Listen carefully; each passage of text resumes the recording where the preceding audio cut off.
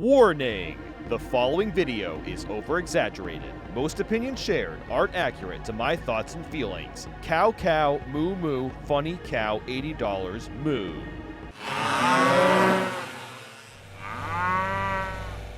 $80 for one video game. Thank you, Nintendo, for breaking the next spending boundary and destroying your reputation in 2 seconds. I can't wait for Grand Theft Auto 6 to be $100. This is the lamest title screen ever. It's just random footage of a driver on a road. Where the hell is my Luigi Kart 8? Or this menu is nearly identical to the one from Mario Kart 8. Where's the pizzazz? What the f happened to the character select screen? If you thought it was a little messy in Mario Kart 8, bro, look at how many tabs there are, and it's not even organized. And no, sorting doesn't fix anything. All it does is put the characters and their costumes together. Would it have killed them to make sub-menus for all the costumes? Like, what is with Nintendo's obsession with these long menus lately? Tears of the Kingdom, Echoes of Wisdom. They really want us to scroll for 20 seconds to select one thing. At least Echoes of Wisdom got a favorites patch for that recently, but man. Ah, Pauline's snapping to the music. Oh no, now she's out of sync. What the hell? Cow eating a burger? Now that's cannibalism. There's so many cool items here, but there's no fake item box yet again. I'm gonna confuse Piranha Plant for the plant item from Mario Kart 8. Why does the game have smart steering on by default? Auto use item? Bro, what am I, a 5-year-old? I mean, is 24 players really that interesting? Does it really enhance the race that much outside of the knockout tour? There's no 200cc, which is insane considering this is a huge open world game. Rest in peace to underwater driving. Instead, you drive on top of the water and transform into water skis. I guess that's cooler? Even the new charge jumping is slower. The game really wants you to just mindlessly go straight, or maybe rail grind, which can be a bit faster. Why does the Flower Cup have all retro tracks and the Shell Cup only has one? Nintendo broke their own rules. It's crazy that with all this remixed music, there's no way to listen to it on its own. Okay, so I like that Nintendo is trying something new with Grand Prix. Instead of doing 3 laps per track, you only do that for the first race, and the other 3 are 1 lap per track, and instead drive over to the location to make up the time. While I can appreciate the change of pace, this kinda sucks. This feels like Nintendo is catering to people with extreme ADHD, where everything has to be different all the time. It makes it hard to really connect with the tracks you're playing on. Just an option to have this version, and the classic version of Grand Prix would be nice. Time trials are pretty much the same as before, which is a good thing, although it's kinda hard to pick a track when they're all laid out on this map. The workaround for playing tracks normally is to select open and then click the same track twice in versus mode to avoid the intermissions. Why is it this complicated to play tracks traditionally? Desert Hills doesn't have Pokies anymore, but instead, Easter Island heads from Super Mario Land. I don't know if that's a good thing or not. The track just doesn't feel like Desert Hills at all at this point. Mario Stadium is so different too that it doesn't feel the same at all from the N64 original. DK Pass doesn't have the mountain anymore with the free mushrooms or stars. It's kinda disappointing that Wario Shipyard is just flooded with water now. It barely resembles the original at all. The spiny shell is flying, yet it doesn't have the wings. You can get up to 20 coins max instead of 10, which is neat, except that the speed increase is the same as Mario Kart 8, meaning they're more useless now than ever. What happened to Battle Mode? They only have Balloon Battle and Coin Runners. Where the heck is Bob-omb Blast, Renegade Roundup, and Shine Thief? And there's only one retro track, Big Donut, which has already been remade before. Oh, you gotta be kidding me. It's just the tracks again! Oh my god, it's like we use Mario Kart 8.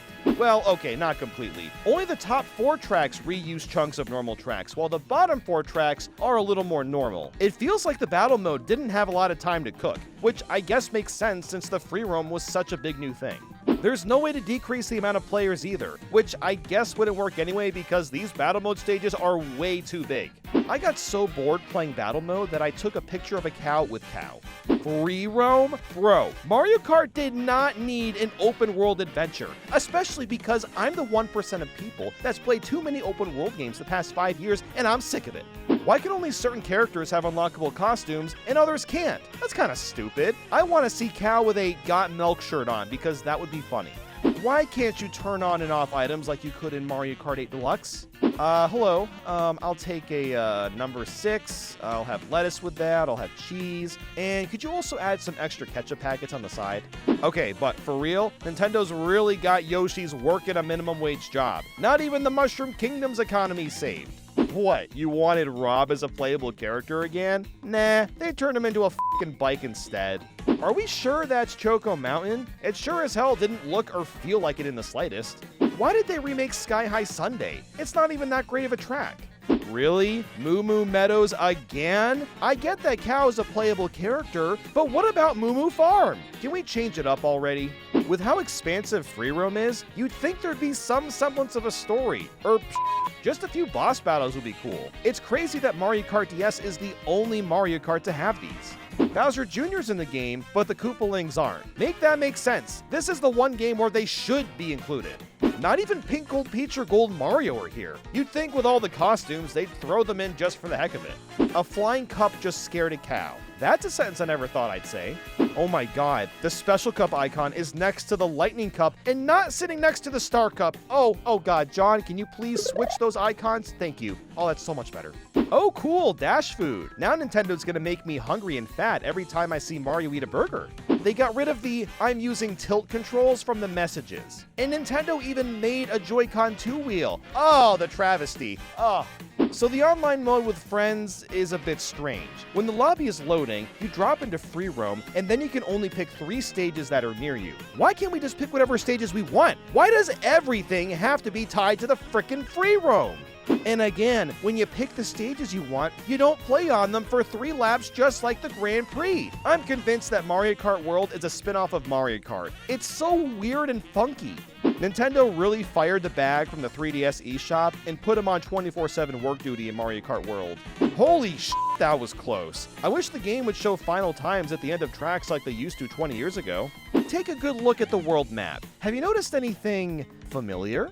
Really look at it closely because yes, it's the same as the Breath of the Wild map. If you take this top half and flip it, look at what we've got here. DK Pass is the Hebra Mountains, Bowser's Castle is Death Mountain, Desert Hills is the Gerudo Desert, Peach Stadium is the Sanctum, Fairway Oasis is the Rebella Wetlands. It's all the same thing. Ha! Who would have guessed Nintendo sold us Breath of the Wild again? What's with that sensual look, Rosalina? If you're trying to find the remainder of the P-switches, Peach medallions, or question mark blocks, good luck! The game map does absolutely nothing to help you. There's not even a tally for what's completed in each area. If you're gonna copy Breath of the Wild, having indicators for the P-switches and collectibles on the map would be nice. You can literally farm costumes in some spots by just getting the dash food over and over and just swap characters. While this is hilarious, it seems like we should be unlocking these costumes by beating P-switch missions or something else. How do Donkey Kong and Pauline only have 1 costume, but Baby Rosalina has 4? The costume inconsistency makes no sense. Being forced to unlock NPC characters through Kamek kinda sucks. He rarely spawns, and it's mostly random what characters you get. You can't play certain stages to get a higher likelihood of specific NPCs spawning like the Fishbone in Toad's Factory, but it still takes way too long to unlock these. This has to be the quirkiest Mario Kart game that I've played in ages. And this is coming from a guy that's played Mario Kart Live Home Circuit. Nathaniel! What? There's a cow in the house! Come on! A cow? What are you talking about? He's right here! He's right here! The cow! The cow! Hey guys. So, do you like boulders? No. Do you have enough saved up to live off 4% of your investments? No. Come on, man. The sooner you start, the better. No. Can you believe this guy? What the hell is happening? I don't know.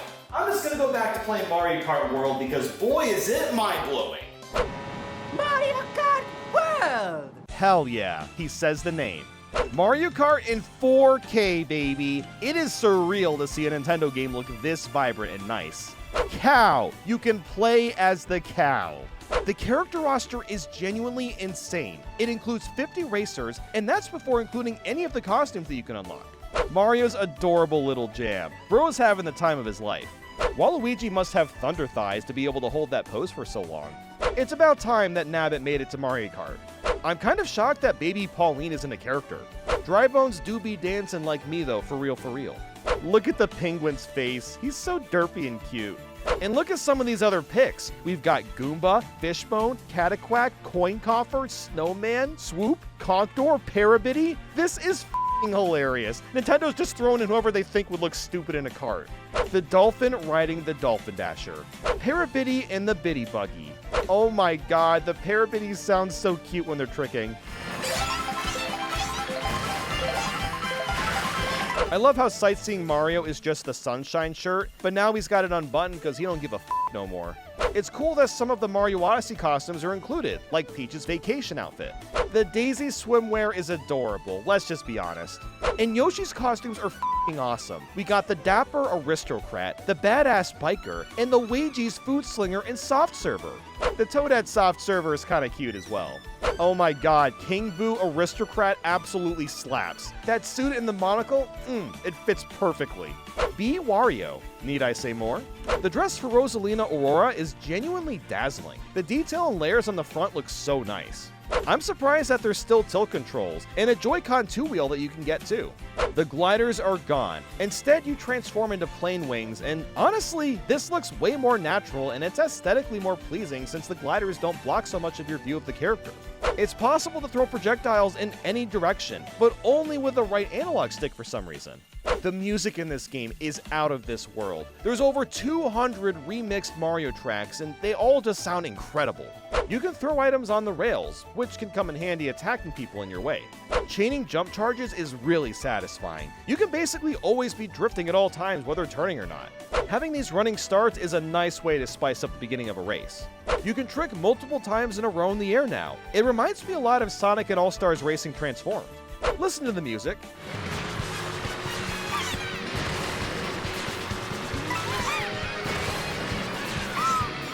Yep, that's a remix of the Mario Kart 8 title screen playing on a track. My brain hurts. You can control the direction of your character after getting hit by a blue shell, which can make you getting up from it a little bit faster if you land straight. Knockout Tour is genuinely the best mode to come out of Mario Kart in decades. Racing against 24 players with the 4 last players getting knocked out between areas is really thrilling. It forces you to play strategically and try to stay alive, and actually adds a sense of pressure. Man, just look at the placement letters. Why do they look so freaking striking and awesome? Dude, the font choice in this game is the best I've ever seen in this franchise.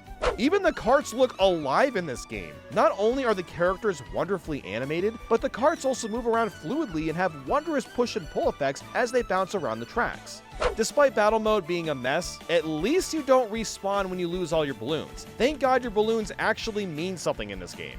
Dino Jungle's dinosaurs actually look like real dinosaurs. Shy Guy Bazaar feels so weird to play during the day. Starview Peak's water section glistens in such a beautiful way. I love how the blue shells, bob-ombs, and horns have the cartoony kaboom text whenever they blow up. This game is just so full of life. Check out that epic Koopa balloon. Aw yeah. Great Question Mark Block Ruins has such a sick opening in the Grand Prix. You fly through the sky up this huge gust of water to reach it. You could do teams of 4 instead of just 2. I guess that's cool.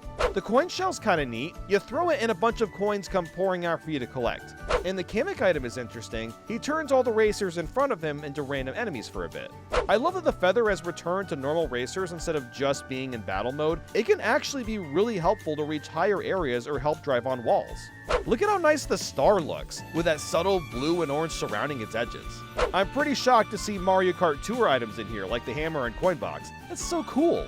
Boo Cinema is sick. This might be my new favorite track in the game. The aesthetic is so unique. Flying through the cinema screens and driving across the film is really trippy.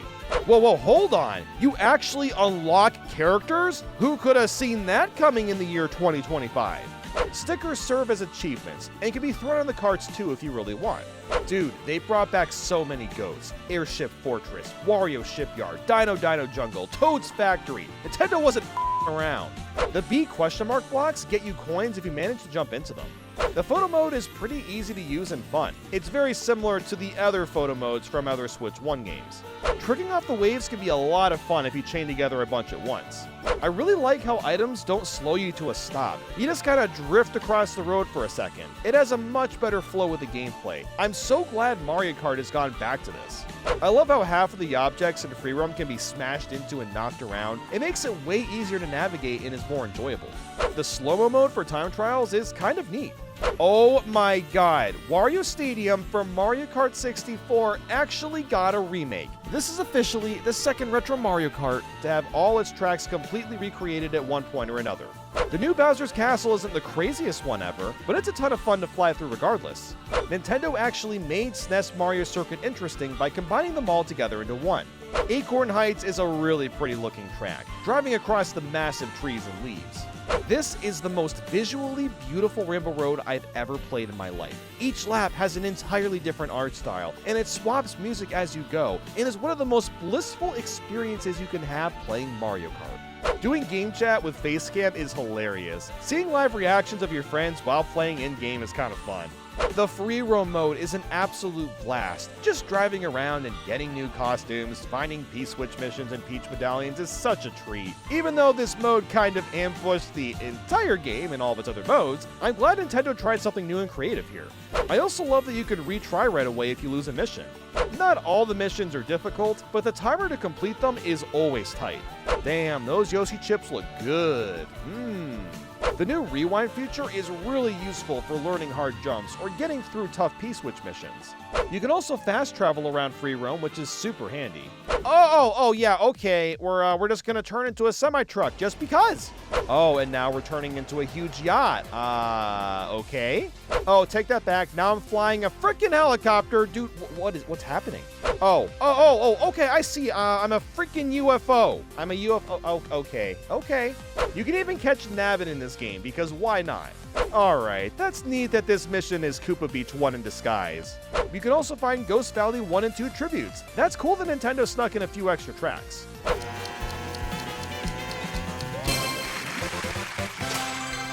Holy sh**, that was close.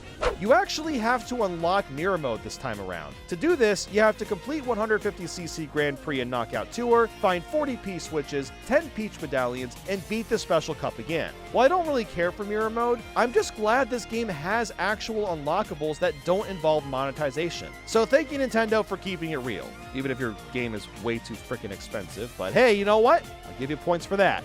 In free roam, jump into the Peach glass and bada bing Mario 64 reference, now you're playing the whole thing in mirror mode. Say, have you guys figured out the cow situation yet? Where'd they go? Oh. Hello, chump. Yes, the cow is gone. It's moved on. Yeah, well, Nathaniel Mandy said he would take care of it. I don't know what that means. All right, eat the grass. This is good for you. No. Eat the grass. No. Oh my God, you're a cow. You must eat. No. Do it. No. Please, I'm begging you. No. No. Do it. No. You trust me. It's good stuff. You're gonna like it. No. Yes, you will. No. What is your problem? No. Eat the grass. No. All right. You know what? We're gonna double fist hand. Eat the grass now. No. Even though we'll likely get more Mario Kart World tracks, I wanted to rank all the current ones based on how much fun they are to race on. I played these through Versus mode only, so Crown City and Peach's Stadium's variants from Grand Prix are not included. But with that, let's get her ranked. 30, Mario Bros. Circuit. It's the first track you'll likely play in Mario Kart World, so it's pretty bare bones. It's at least not grass themed though, like every other Mario circuit in existence. This time it's going for a western/desert kind of vibe, with a few grind rails and walls for you to get used to the new mechanics. It seems to be slightly inspired by Monument Valley, which is near Utah and Arizona. You've also got a pretty easy alternate route at the end, which shows off the new style of gliding. With that said, it's not a very exciting track, despite that kind of being the point. This is just to get used to the basics, and that's about it. 29, Crown City. Something that's really strange about Mario Kart World is that if you've only played the tracks with intermissions on, you really don't get a good feel for what the tracks actually play like. There's several courses higher on the list that I wasn't a fan of until playing them traditionally. Suffice it to say, Crown City is still a bit lame on its own, and it's for the reason that everyone feared about Mario Kart World the most. Crown City is just long stretches of road with nothing happening. Now, of course, there are a few places to trick off of in the city, and there's some cool looking areas like the skate park ramp, these rooftops, and the solar panels. So there's a few moments here that are engaging, but it feels very much like a beginner track. The more places there are to trick and the more shortcuts are hidden within, the more fun Mario Kart World is, and Crown City doesn't offer much of that at all. But hey, it's cool that it's based off of San Francisco with locations like the Golden Gate Bridge seen in the distance. 28. Peach Stadium. Like with Crown City, it's split into two in Grand Prix, and the Versus Mode version is slightly better. There's a lot more sharp turns to make, and I like the pink aesthetic going on here. There isn't much for grind rails though. In fact, there isn't much here to begin with. The closest thing I can compare Peach Stadium to is actually Mario Kart Stadium. In fact, it's almost identical in design. There's a bunch of wide and sharp turns, the track is wrapped around a big building, and you have a few spots of interest for tricking. It's pretty much the same concept if you think about it. I'd say in general, Peach Stadium's track layout is a bit more engaging than Crown City, but not by much. Depending on my mood, these two tracks could flip-flop on the ranked list. 27. Starview Peak. In terms of track layout, this is very similar to Crown City or Peach Stadium. There's a lot of straightaways and very few places to get fancy with your driving. However, it's absolutely gorgeous and dazzling to look at. I love all the Lumas cheering you on. In this section with a glistening water road, it just looks so cool. Starview Peak is kind of like if Ice Ice Outpost and Rosalina's Ice World had a baby. You've got the two weaving track layouts, which are also colored yellow and green, and Mario Galaxy elements like the Lumas and Comet Observatory looking building. It's a great track for learning how to drift and move around in the water since there aren't many obstacles to worry about, but it's nothing too crazy beyond that. 26. Desert Hills. This is one of the many retro tracks that have seen a massive departure in design, to the point that they're barely recognizable from the original. While I don't think that's necessarily a bad thing, sometimes too much change kinda defeats the purpose of a remake. If you don't get any semblance of nostalgia playing a retro track due to its redesign, why make it a retro track to begin with, you know? But alas, this track is still fairly fun. There are at least a few spots here where it feels like you're playing Desert Hills still. One of the biggest changes is right in the middle. Instead of Pokey sprawling the sands, you got the Eastern Island heads from Super Mario Land. While this is really cool, and I love that they charge at you on the second and final lap, that does kind of take away the most iconic part of Desert Hills. The roads are also extremely wide, which again, they have to be because of 24 players, but the wideness and larger scope has made this track much easier to navigate and has taken away a lot of the challenge. It's still fun. I mean, all these tracks are enjoyable to some extent, but it's one of the weaker ones to me. 25. Wario Shipyard. I was so excited to see this track get a remake. It's one of my favorites from Mario Kart 7, and well, it's recreated pretty much to a T. The big difference is that you don't drive underwater, so instead you spend half of the track tricking off the top of the water. While this is fine, my brain kind of forgot about this massive gameplay change initially, and was sad that half of the track is basically just missing now. However, they do a few cool things to spice up Wario's Shipyard. There's quite a few hidden rail paths you can take to keep you out of the slower water, which is nice. The barrel section at the end has also been raised so it isn't covered in water, and you can even land on top of the boom of a boat and grind rail. I might grow to appreciate this track more as time goes on, but I wish this was remade in Mario Kart 8 instead of Mario Kart World.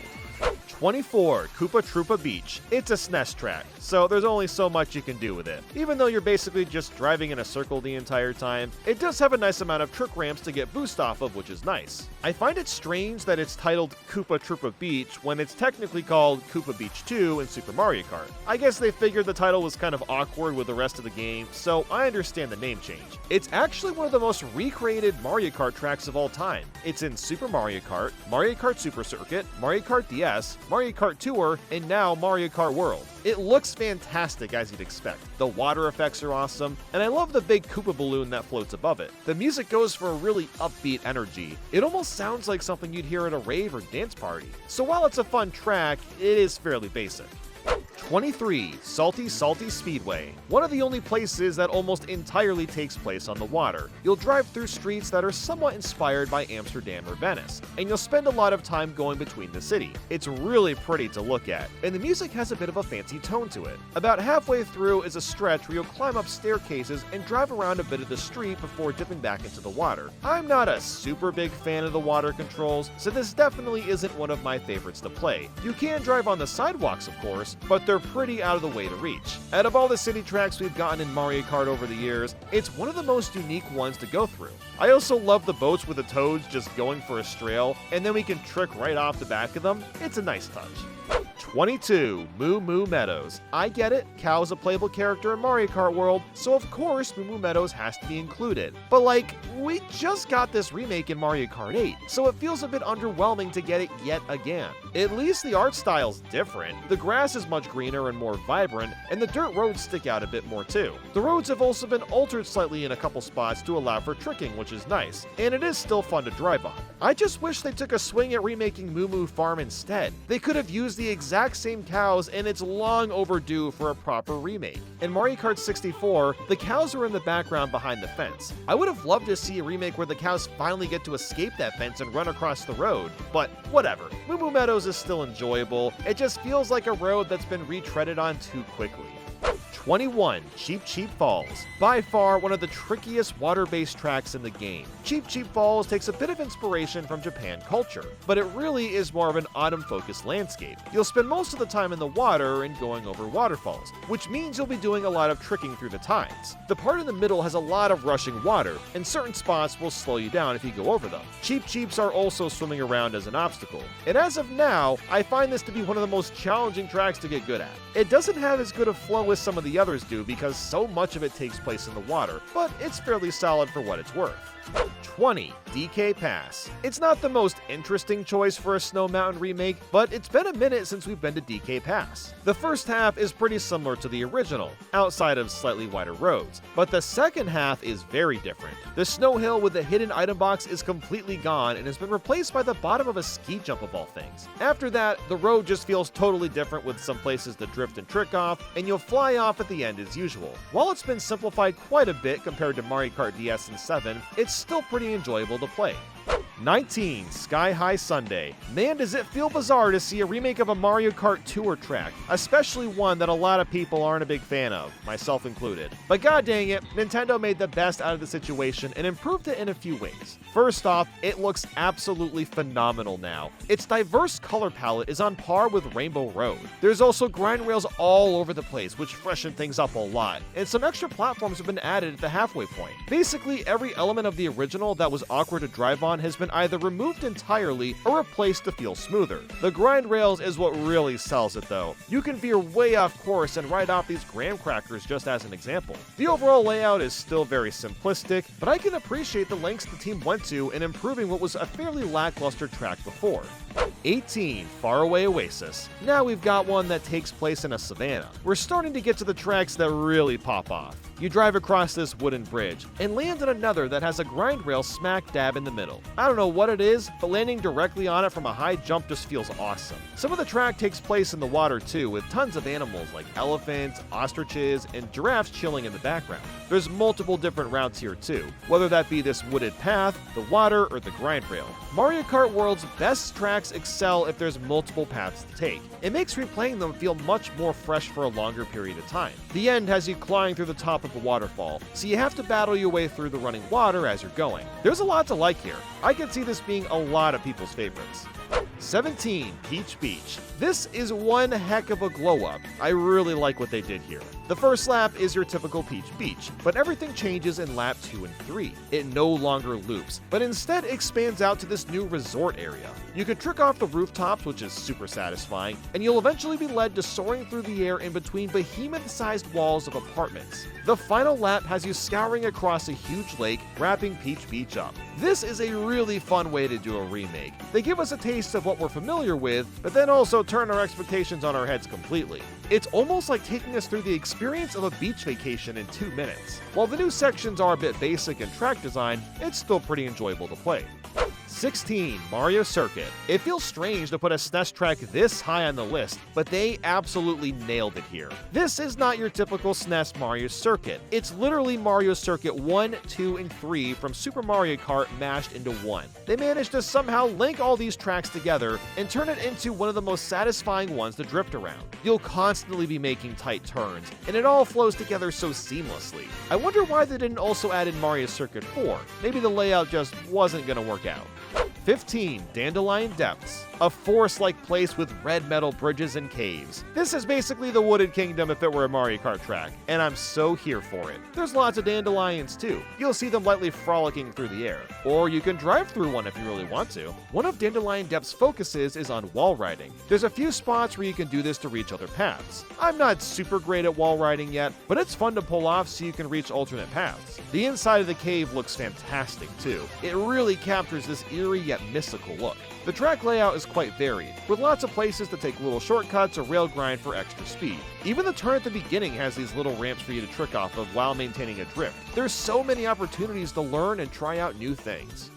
14. Choco Mountain. I have no idea why this is considered a remake. Sure, parts of Choco Mountain's track layout can be spotted, and some elements like the boulders are still here, but it's otherwise entirely its own thing. While I think it strays way too far from the original or even the Mario Kart 8 remake, that's also why I'm ranking it so high. Despite this being a Mario Kart 8 track like Moo Moo Meadows is, if you just ignore that this is supposed to be Choco Mountain, it's a really fantastic time. Its theming is a lot more akin to Wario's Gold Mine, and a big aspect is just trying to stay off the muddy off-road. There's also a bunch of charging chucks that run across the road trying to stop you, which is hilarious considering those would be the enemies in a construction-esque track. Choco Mountain has a really good flow to it. You'll constantly be drifting, grinding, and pulling off tricks. Construction-themed courses don't get much better than this. 13. Acorn Heights. Imagine Wild Woods from Mario Kart 8, but even more expanded on. You're plowing through massive trees, driving atop huge leaves and mushrooms, and even rail grinding off the vines of plants. Around the middle, the road splits off into a ton of different paths, some of them including giant acorns hurling towards you. That's what I love about Acorn Heights. There's a near endless amount of routes to take, and it adds a lot of depth and replayability. And it just looks beautiful too. The detailing on the leaves and grass is something else. I love how the very beginning starts off in some sort of treehouse too. It adds this extra sense of playfulness to the experience. 12. Shy Guy Bazaar. You want to talk about shock? Shy Guy Bazaar during the day is extremely weird to get used to, but it's still every bit as fun as it was before. In fact, they've made it even better. There are a load of grind rails that'll take you to places that you couldn't go in the original game. It's almost overwhelming how many different rails are added in. Besides that, the layout is extremely similar and retains that classic Shy Guy Bazaar feel. There's a lot of Super Mario Land references in here too, and I even spotted Fano at one point. 11. DK Spaceport. This takes the idea of 25M from the original Donkey Kong and turns it into one of the most interesting Mario Kart World tracks. You're essentially climbing up a tower, but take sharp turns instead of using ladders to continue your way up. Each path is completely different from one another, whether that's wall jumping across the girders, hopping from grind rail, avoiding barrels, or a robot Donkey Kong trying to attack you. There's all sorts of shenanigans happening. I also love the oil barrels that look exactly the same like the ones from the original game. Cute little details go a long way. 10. Great Question Block Ruins. Out of all the tracks that could exist, one about the question mark blocks in a Mario game was not on my list. The ruins you drive through are coated in gold and are quite dazzling to look at, and the track layout is really engaging. As all the best tracks do, there's quite a few splitting paths from rails and the walls, and it's one of the most stunning ones in the game. I really love the ending too. You go flying into the sky at blistering speeds and glide your way back to the beginning with some dash rings. 9. Toad's Factory. This has to be one of the most requested retro tracks to get a remake, and Nintendo absolutely delivered. The remade music is as catchy as ever, there's new paths to take via grind rails, in fact the tractors themselves can be used for grinding. You can even ride on top of the steel that the crane is carrying, which is a bit of a surreal feeling. Toad's Factory is super well paced and is constantly changing its environment. I'm so glad to see it get a proper remake after all this time. 8. Airship Fortress. Dude, this is one of my favorite Mario Kart tracks of all time, so I was stoked to see that it got a remake, and my god, they f***ing killed it. The visuals are truly out of this world. It carries this dark and gritty atmosphere that makes the shit more intense and intimidating. There's grind rails on the sides, and even chains to climb up too, but despite all the changes, it manages to retain the same energy and spirit that the original had. Even the rocky wrenches have more stopping power, and have been put in spots that are a bit tougher to avoid. 7. Dry Bones Burnout. I have to wonder if Nintendo made this as a redemption arc from Mario Kart 8's Bone Dry Dunes. Most people, including myself, thought it was one of the dullest tracks in Mario Kart 8. Dry Bones Burnout, on the other hand, is the complete opposite. We're surrounded by lava, and there's even some Day of the Dead theming going on. The road splits into multiple paths, there's plenty of places to grind and wall ride, and look at that shot when taken off. Just beautiful. I'm so glad that Dry Bones has one of the best tracks in the game, as it used to be my GOAT in Mario Kart DS. 6. Whistletop Summit. We don't see too many tracks focused around trains, but they always bang when it happens, and Whistletop Summit is no different, since you can grind rail on the literal train rails. This is ingenious and so fun to do, as you can bounce around different rails for the majority of your playtime. There's also a Sunshine Railway that passes through, so you have to carefully navigate your way around it while also trying to use the rails that it's also using. Each route is a blast to use. You're basically guaranteed to have a great time with Whistletop Summit. 5. Rainbow Road. Good lord, Nintendo went out of control with this one. While it's not my favorite Rainbow Road, it's by far the most visually intense one ever made. I honestly don't know how they could top this on a graphical standpoint. What makes this Rainbow Road stand out amongst the others is that each lap is completely different. You'll start on a road that almost looks like sheets of colored glass that take place on a dusky and cloudy night. On the next lap, you fly across to a watery landscape filled with beautiful sapphires and gems. The particles in the road are simply delightful as it converts to a more watery-like glass road. Then the third lap takes an entirely different tone. The sky shifts to a pure black space, and you drive on a normal-looking road with rainbow highlights surrounded by a space station. The road splits up and gets more colorful and tough as you go. And for the final lap, you head back to the clouds to a more summer tone of colors, filled with long patches of speed boosts and wavy turns. My god, this track is a marvel to look at. My only gripe with it is that it's a bit too easy and doesn't have the difficulty that most Rainbow Roads have. But if you don't care about that, then you're in for one hell of a time. 4. Bowser's Castle. It seems like so many people overlook the Bowser Castle tracks, as they're usually bangers, and frankly, this is up there as one of the best in the entire series. I don't know if it tops the Wii one yet, but my god is it close. What I love about Bowser's Castle is they're usually pretty challenging and demanding, requiring you to make tight turns on a dime. There's loads of corners in this Bowser's Castle, and the second half is the best part. Wind picks up and you start to go faster. This allows you to make longer jumps and cover distance way faster, which is really gratifying considering 150cc feels a bit slow on its own. The visuals are so good too. There's this part where you're flying through this tube of lava, which leads into an intense thunderstorm with fireballs flying around you. Look, if that's not metal enough, then I don't know what is. This Bowser's Castle gets the Certified Badass Award. 3. Dino Dino Jungle. I've always been a fan of Dino Dino Jungle, but never did I think I'd rank it this high on a list in my life. Holy crap, Nintendo was cooking with this one. The dinosaurs actually look like dinosaurs, you can rail grind off some of them, and the cave has been transformed into a laboratory with brand new routes. Wowie f***ing zowie, I can't get enough of how well Dino Dino Jungle strikes the right balance of new and old. Also, adding in a laboratory adds new lore that the Mushroom Kingdom brought these dinosaurs back to life Jurassic Park style, and that is so funny to me. 2. Wario Stadium. It finally happened. Nintendo actually remade Wario Stadium from Mario Kart 64. At first, it's really hard to tell and almost looks too different from the original, but once you really get into it, you'll start to see the iconic portions more and more. And man, this one is such a blast. It may not be as dazzling or unique as some of the other tracks below, but the fun factor is at an all-time high. Wario Stadium was made for Mario Kart World. You are constantly going off ramps and are incentivized to try to chain as many tricks as possible. There's plenty of tricking in most Mario Kart tracks, but not to the degree of Wario Stadium. That's the primary objective in this one. You're either drifting around turns or tricking off ramps. I've never played a track that so consistently encourages this. Maybe I'm ranking it too high, but I personally found it to be pure bliss to play.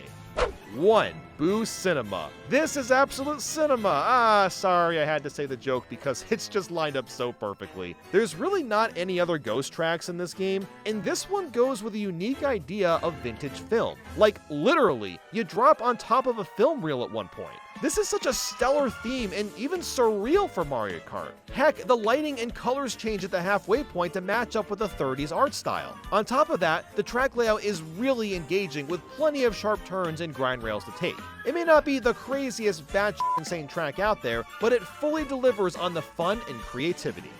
Mario Kart World is one of the most unique Mario Kart titles out there, and that same sentiment goes to a large majority of their tracks. But with that, thanks for watching, and I'll see you all soon.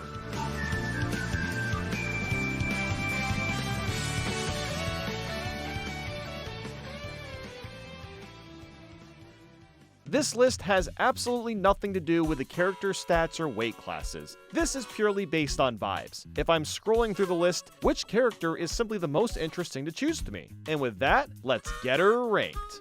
153, Baby Rosalina. To nobody's surprise, most people probably do not want to play as a random baby, especially since Baby Rosalina doesn't even exist in a game outside of Mario Kart, and this is the default version on top of that. 152, Baby Daisy. Yeah, there's gonna be a lot of the baby characters at the bottom of this list. Like with Baby Rosalina, Baby Daisy has never appeared outside of a Mario spin-off game and doesn't have any interesting significance. 151, Baby Peach. Not really a more exciting choice than the others, but at least Baby Peach has been in other games like Mario & Luigi Partners in Time and Yoshi's Island DS, so I guess she gets points for that.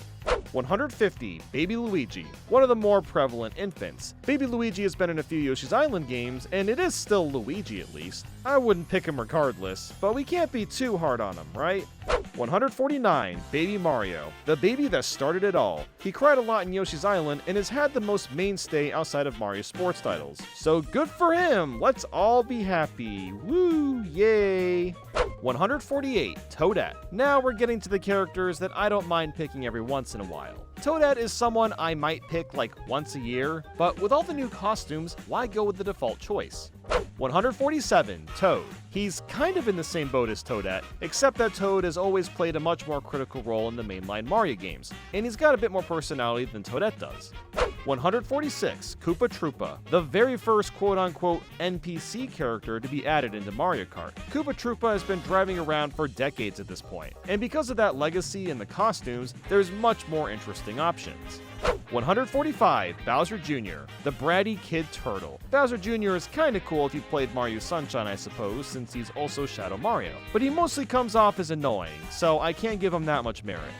144, Lakitu, a fairly iconic character for Mario Kart since he's been the one to save us from out of bounds or count down the start of a race. There's a bit of novelty to playing as him for that reason, but he honestly doesn't have much of a personality compared to the other characters on this list.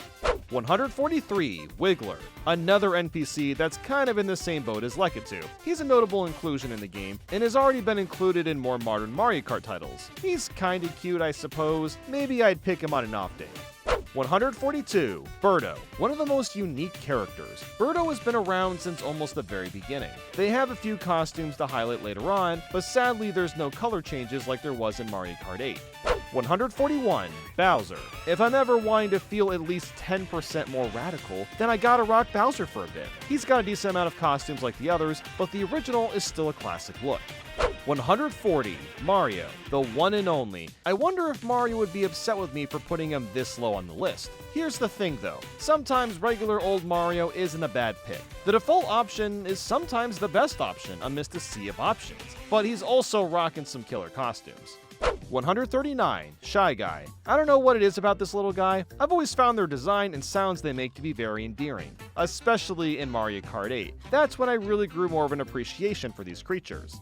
138, Peach. She is one of the best girls after all. Peach may not be the craziest pick in Mario Kart World, but you can't deny the iconic pink dress. It's amazing it doesn't get dirty after all that driving. 137, Daisy. It's a shame we haven't seen Daisy in more mainline games, with her most recent one being Super Mario Bros. Wonder. I could go back and forth between picking Peach or Daisy, but she does have a bit more allure seeing as she's mostly featured in the spin-off games. 136, Rosalina. Man, I remember living in the 2010s and everyone was crushing on Rosalina hard. Some still are to this day. Out of all the princesses, she's one of the main characters from the Galaxy titles, and that's an honor that most Mario characters weren't able to achieve. 135, Pauline. And now we've got one of the newer princesses in the roster. Seeing Pauline make a comeback the past decade has been really cool. But of course, she's got a costume that I like a bit more, so I probably wouldn't pick this one. 134, Donkey Kong. I've seen a lot of back and forth on DK's redesign, and after some time with him in Mario Kart World, I think it's nice. I still like Rare's original DK, but this new, goofier looking one has its own charm too. 133, Waluigi, the Wah Man himself. You can't really go wrong with Waluigi in his kooky design and personality. He's kind of a legend, but has also never had much of a foray outside of Mario spin-off titles. And plus, his costumes are fantastic compared to the original. 132, Luigi. Everyone loves the boy Luigi. He's a funny green guy that's a little scared of everything, but he's also incredibly brave and charming. It's kind of hard to not love Luigi. 131, Wario. Now we're really talking. Wario may not have many cheeks in Mario Kart World, he's still a tough and goofy fella. Like with Waluigi, he has some of the best costumes the game can offer, so I wouldn't see much reason to pick the original. 130, Yoshi, the lovely dinosaur. You can't really go wrong with any of the Yoshi colors. While the classic green one isn't the most exciting choice, he does look extra glossy in this game. You could say that about the other characters, but there's something that just looks really nice about the way his skin shines. 129, King Boo. Yes, one of the GOATs from the Mario Kart roster. We haven't seen King Boo playable very often, but he's always got his fans when he does make a return. And his costumes are killer too, but honestly, even his default is a solid option. 128, All-Terrain Mario. We finally made it to our first costume, and a lot of these will be kinda grouped together as they all look very similar on each character. With Mario, he's got some gear on, a helmet with some shades, and it looks okay. I like all the detailing with the strap as it says Superstar, but there's definitely much better options out there.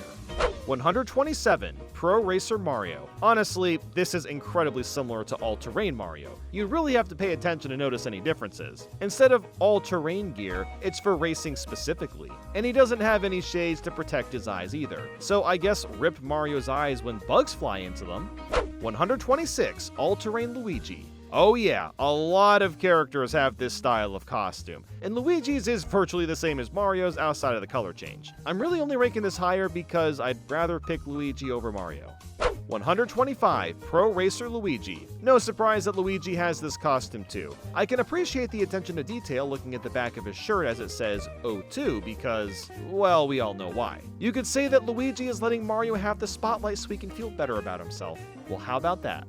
124, Pro Racer Baby Rosalina. Okay, so the only reason these are higher than Mario and Luigi is just because the design is slightly more varied. The racing helmet kind of meshes with Baby Rosalina's crown, and it's silly that despite all of that, she's still wearing a diaper around the suit. Or maybe it's just replicating a dress? I don't know. 123, Pro Racer Baby Daisy. Yep, it's basically the same design except that the helmet is orange and themed around Daisy as you'd expect. So what the heck, why not put the babies in the same order as they were from the original costumes? 122, Pro Racer Baby Peach. Wow, can you believe that it's Baby Peach again but with a pink helmet? Who could have seen that one coming? I sure did. 121, Pro Racer Baby Luigi. I mean, what do you want me to say? It's literally just the same costume again, but with Baby Luigi instead. And instead of a crown, you got this little antenna sticking out of his helmet. 120, Pro Racer Baby Mario. Oh boy, oh boy, oh boy, it's Baby Mario with the helmet antenna in a Pro Racer outfit. Although actually, I'm just realizing that he and Baby Luigi are wearing regular overalls, so no diaper/dress, they're suited up for business only. 119, Pro Racer Bowser Jr. Finally, we got something a bit different. Bowser Jr. is rocking some new shoes and a shirt, as well as some shades and a stripe through his shell. We haven't really seen Bowser Jr. with slight color variants, so it's kinda cool to see here. 118, Pro Racer Koopa Troopa. And we're back with good old Koops. He doesn't look as dressed up, but he's got a bunch of stickers on his shell now. I also like how his helmet looks like it's only protecting his eyes. 117, All-Terrain Koopa Troopa. Oh snap, returning to the all-terrain costumes, Koopa has a trucker hat, some sports glasses, and a red wire covering his shell. I honestly have no idea what that's for. It could be something obvious, but I couldn't tell you.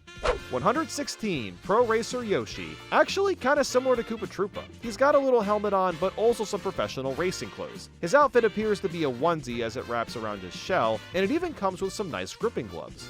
115, Pro Racer Birdo. A bit of a different look for Birdo. They've got some 70s looking boots on, a checkerboard bow tie, and the top of a jacket. It looks kinda snazzy, I won't lie.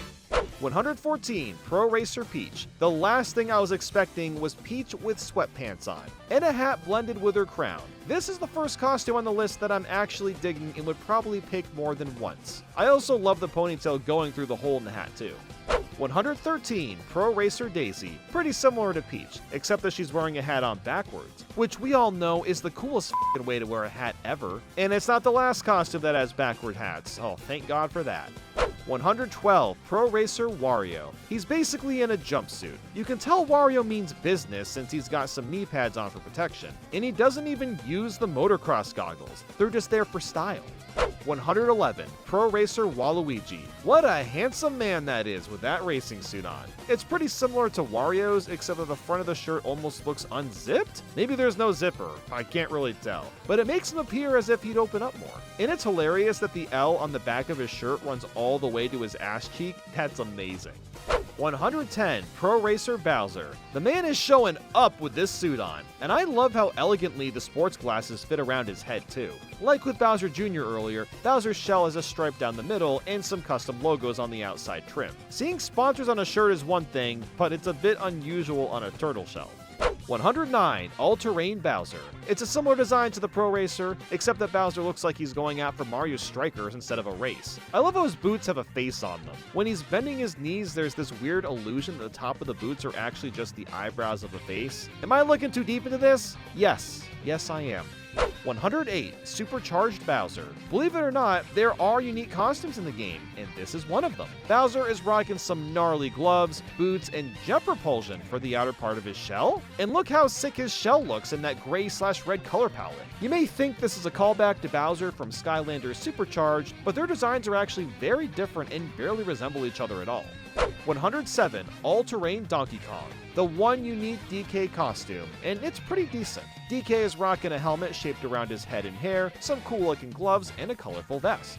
106, Pro Racer King Boo. I really like the simplicity with this one. King Boo has a helmet on with a visor, and that's it. He's a ghost. There's not much else he could really wear besides maybe a jacket or something. 105, Pro Racer Toad. So I initially wasn't going to rank this one that high until I really looked at the helmet. It is literally just Toad's head on top of Toad's head, and that cracks me up. It's pretty cute too, seeing as the helmet is huge and you can barely see Toad's face at all. 104, Pro Racer Toadette. This is the same idea, except that it's Toadette. I could switch either of these characters around on the list, but I just can't get over that instead of writing Toad's name on the back of a helmet, we just get a recreation of their mushroom top instead. 103, Pro Racer Rosalina. Bro, she's got the sweatpants, the hat/crown combo, and her jacket is tied around her waist. I don't see how that's beneficial since you're sitting in a cart, but it's pretty stylish. 102, Touring Baby Rosalina. We've moved on to a different type of costume. This is the last one with a lot of duplicates, thankfully, and these are just alright. Baby Rosalina is wearing a sweater with sleeves that are way too long, which I gotta admit is pretty charming. 101, Touring Baby Daisy. Wow, some actual variety even under the same costume type. Baby Daisy has a much more fitting jacket and a little headband in her hair. It's nice to finally get to costumes that actually stand out. 100, Touring Baby Peach. Even Baby Peach has her own thing going on. She's got a jacket with a scarf wrapped around her neck and a bow tie for the back of her head. 99, Touring Yoshi. Not the craziest costume ever. Yoshi's got some goggles around his neck and an ascot and jacket as well. But it's also Yoshi, so you can't really go wrong. 98, Touring Mario. I don't know why, but it looks like Mario is about to hit up the hockey rink and get into a fight with someone. I love the leather jacket he's got on, and it's refreshing to see him without his hat on too. 97, Touring Luigi. Luigi is wearing a similar outfit, but instead of hockey, he's 100% gonna go skiing with a few friends. His gloves and boots are so flashy and shiny too. It's another solid outfit. 96, Touring Peach. I'm loving the super casual look with this one. Peach has a light jacket on, some knee pads, a hair bow, and some shorts. Sometimes you don't need to go all out. Just a casual Sunday stroll costume is plenty great. 95, Touring Daisy. This one is kind of like Peach's, although the jacket is zipped up and the bow tie is a hairband with bunny ears attached. I thought it was the flower Daisy at first, but this is just as nice looking. 94, Touring Rosalina. Look out, fellas, we got a badass over here. Sunglasses, backwards hat, droopy shirt, and I thought Rosalina was created in 2006, not 1994. And look at those boots, they run halfway up her legs. 93, Work Crew Baby Mario. Do you think that this Baby Mario yearns for the mines too? It kinda looks like it with how dirty he is. While I still don't really care that much for this character, the costume is fun for what it is. 92, Work Crew Baby Luigi. There isn't much new to see here. It's Baby Luigi with dirt all over his face as well. I wonder why his undershirt is yellow though and not green. There must be lore for why. 91, Work Crew Koopa Troopa. Just look at him. Bro is ready for the airport. He's got his little hard hat on, some reflective straps, and a signal light on his back. I wonder if this Koopa worked at Sunshine Airport in Mario Kart 8.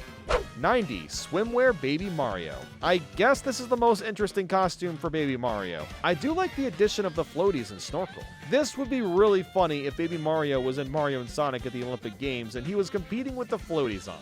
89, Hammer Bro. We've got ourselves one of the first new NPC characters, although a lot of them technically debuted in Mario Kart Tour. Hammer Bro is a cool guy and all, but I don't think he's quite as exciting of a choice compared to some of the other ones we'll get to later. 88, Explore Baby Rosalina. I guess the point of this costume is because of the free roam mode and we're supposed to explore to find all the collectibles? Yeah, that fits, and the costume itself does its job.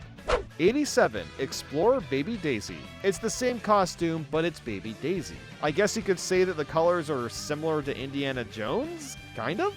86, Explore Baby Peach. I got nothing to say about this one either. The Explore outfit is good, but 3 of them in a row is not breaking any ground. 85, Sailor Baby Rosalina. And we're on to our last costume from Baby Rosalina. This time she's dressed as a sailor. The sailor hat is nice, as well as a different style dress. Dude, it's still crazy that Donkey Kong has less costumes than the babies. 84, Sailor Baby Daisy. Oh my goodness, it's the sailor costume again, but the hat is a different design. It kind of looks like a bonnet, but don't quote me on that as I am no hat expert. 83, Sailor Baby Peach. And there you have it, the last time we'll see the babies in this video. It's a decent outfit, but I've seen enough and I'm ready to move on. 82, Sailor Koopa Troopa. He's out on a mission. Koops has got a little shirt on with a nice tie, and his hat fits in nice and snug. 81, Explore Toad, or you could say Captain Toad, as the outfits are somewhat similar. The main difference is the shirt, seeing as he's working with 2 shirt pockets. Whoa there, Toad, getting a little crazy on us. 80, Explore Toadette. This one's a bit strange since Toadette's shirt colors are much closer to how they are in Captain Toad. I'm not sure why they altered them compared to Explore Toad, but the variety is nice at least. 79, Explore Bowser Jr. Dude, this is literally just a Boy Scouts getup. Look at his shell. He's got a bunch of badges stuck between the spikes. I never thought Bowser Jr. could pull off a look like this. It fits him perfectly. 78, Engineer Toad. This one is a little different. It's a Toad that appears to be working on the trains in the game. I love his hat and little ascot, and of course the random bits of dirt and grime.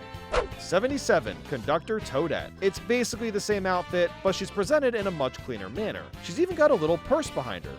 76, Pit Crew Shy Guy. Imagine you're working a shift on the racetrack, and you just hear Shy Guy shouting, "Wow, wow," through your headset. Yeah, probably not that helpful, but you know what? The costume still looks good on him. 75, Pit Crew Lekatu. This is the least surprising outfit choice for Lekatu. He's worked as Pit Crew since the first Mario Kart game, but that doesn't mean it doesn't look clean on him, especially with that Game Boy looking walkie-talkie. 74, Swimwear Yoshi. He looks so over-prepared. Bro's got the snorkel, goggles, life buoy, and swim fins. It's such a goofy look, and that's why we love Yoshi. 73, Dry Bones. Ah yes, this was my main in Mario Kart DS. I'm so glad he's still included in Mario Kart even to this day. I'm kinda surprised he doesn't have any outfits, but he's basically an NPC, so I guess it would be weird to be the only NPC with a costume. 72, Vacation Birdo. Is it just me, or does Birdo look like a 35-year-old mom taking her kids to soccer practice? The crazy hat and the dress combo, it just fits Birdo's look surprisingly well. 71, Farmer Peach. With how many farming games exist on the Switch, I'm surprised we haven't seen a Mario-themed farming simulator. We've got this nice Peach outfit now, so let's just make it happen, Nintendo. Screw it. 70, Farmer Luigi. You can tell how proud he is of that hat. It works so well for him. The rolled up sleeves, the patches on his pants. I'm so down for Farmer Luigi.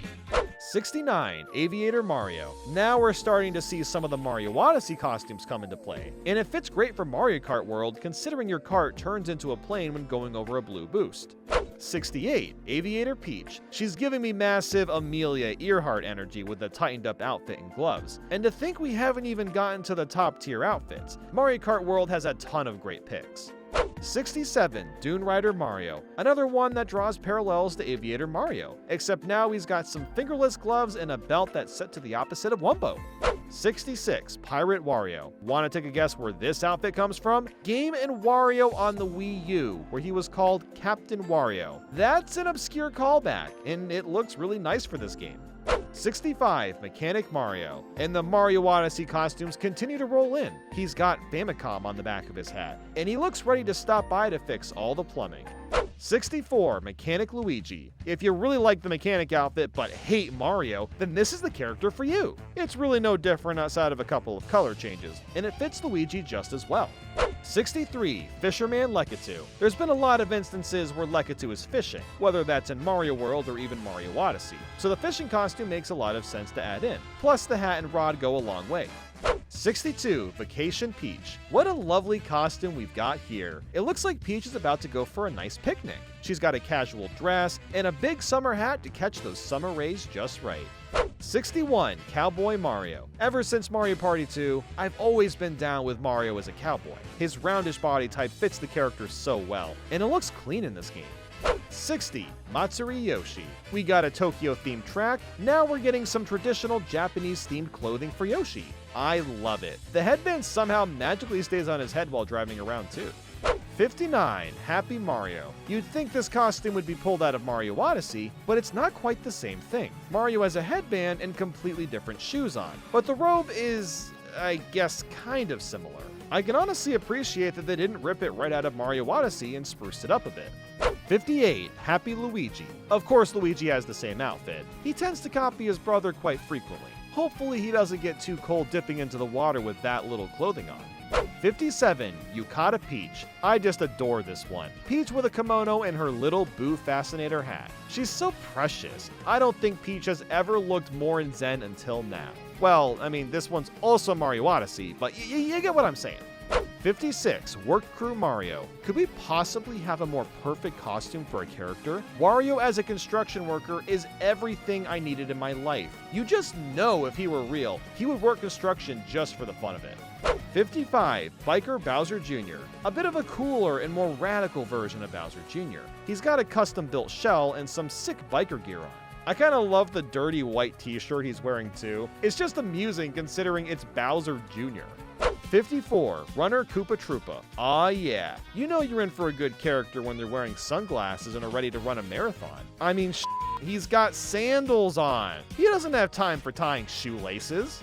53, Sightseeing Mario. The classic unlockable shirt from Mario Sunshine, except Mario has it unbuttoned now. Maybe it's because he's had the shirt for so long that he doesn't feel much need to look all nice and buttoned anymore. Beats me. 52, Sightseeing Peach. You can tell she's about to hop in the minivan and head out to the beach for a day with the family. Sightseeing Peach has a very casual summer outfit, but still has heels on for style. 51, Slopestyler Shy Guy. I'd reckon these are the same Shy Guys from Mario Kart Wii's DK Summit, but they weren't decked out in this much gear. He's got a thick jacket and coat, and a big pair of snowboard goggles. 50, Vacation Daisy. My god, that beret is absolutely working for Daisy. Pair that with a dress and leggings, and she is fully prepared for whatever vacation spot she's headed to.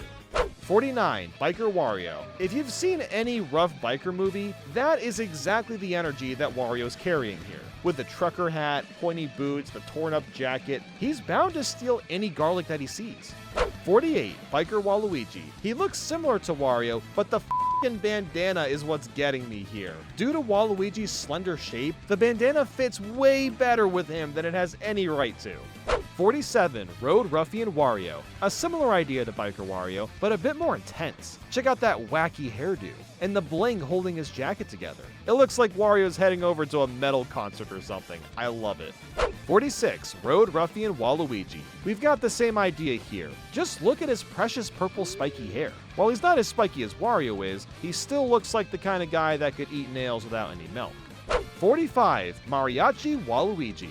And here's a more festive one. Do you know what this means? Waluigi's taco stand is finally canon in the Mario universe. This calls for a celebration, right? 44, Chargin' Chuck, another character that was in Mario Kart Tour. Chargin' Chuck has been around for a while and deserves a spot as a character. I love how one of his tricks is the iconic run animation from Mario World. That's a really fun callback. 43, Soft Server Toadette. I gotta be honest, the top of Toadette's head looks delicious. I've heard some people say they want to eat Pokemon, and I'm not one of those people, but like, her head literally looks like strawberry ice cream with sprinkles. 42, Spike. Fishy Boopkins has been around for a while, so I can't say I'm too surprised to see him make an appearance. He's got a great design as a Mario Kart character, and he's kinda cute, so I'd likely pick him sometimes. 41, Monty Mole. Just look at him. He's actually kind of similar to Spike in design, but he's got a big old tooth sticking out. You can't really go wrong with the Mont. 40, Rocky Wrench. It's kind of the same character, except he manages to balance a manhole on his head at all times. You want to talk about brute strength, Rocky Wrench has got it. 39, Biker Yoshi. We're finally getting to the goated Yoshi costumes. This one is amazing. Yoshi is joining Wario and Waluigi with his own biker gear, some cool shades, and slick boots. You could say this is a reference to Boshi, but the only similarity is the shades and color. 38, Nabbit. This is another character that I'm surprised wasn't in Mario Kart 8. He's a perfect inclusion. You'd think that in his cart he'd be carrying his bag still, but he actually has it put away so he could block in, I guess. 37, Piranha Plant. Anyone else see this guy and think it's the plant item from Mario Kart 8? That is gonna take me years to get used to. But yeah, I mean, why not have him as a character? He's in frickin' Smash Bros, so sure, Mario Kart works too. 36, Piana. I've always loved the Piana species from Mario Sunshine, so I was stoked to see them as playable characters. There aren't multiple colors, unfortunately, but I'm just glad they're here to begin with. 35, Aristocrat Yoshi, one of the most sophisticated characters. Aristocrat Yoshi comes with a top hat, monocle, and well-cleaned suit. Even when he tricks sometimes, he whips out a cane, which was cracking me up. I want to see this Yoshi do some magic tricks or something. 34, Pirate King Boo. Despite King Boo being a spear, they somehow fit a pirate hat, eye patch, hook, jacket, and tie on him. It's actually a great look considering he's a little spookster. I'd love to see this outfit in an upcoming Luigi's Mansion game. 33, Oasis Luigi. This is the last costume I expected from Luigi, and I love it. The Middle Eastern look fits really nicely with him. I especially like the shirt he's got on too. 32, Oasis Wario. We've got the same kind of design, except that Wario looks way more decked out. It just makes sense too, since Wario is all about his money, so being covered in gold is his destiny. 31, Oasis Daisy. And for the last Oasis-themed character is Daisy. She's got a mini shirt with super puffy leggings on. I love the jewelry on her head too. We're at a point on this list to where these are characters that I'm likely to rotate around a lot. 30, Swimwear Daisy. It's pretty similar, except it's Daisy heading out for a pool day. And of course, she's got a massive hat on sideways, just so we all know how cool and hip she is. 29, Aero Peach. We've made it to one of the most iconic costumes in Mario Kart, the Peach biker outfit from Mario Kart Wii. It's such a big deal that it's even featured in the Mario Bros. Movie, and it still looks great on her. 28, Aero Daisy. And then there's Daisy with the same kind of outfit that was also in Mario Kart Wii. It's really nice to see Nintendo go out of their way to provide us with such a large variety of outfits. 27, Arrow Rosalina. Where would we be without Rosalina as well? It's almost like they took a chunk of Mario Kart Wii and inserted it into Mario Kart World, considering that so many of the costumes are featured here. 26, Arrow Pauline. Although this one is brand new, now Pauline is going for the slim suit like the other princesses. I could see a lot of people being into this one. Maybe a little bit too much.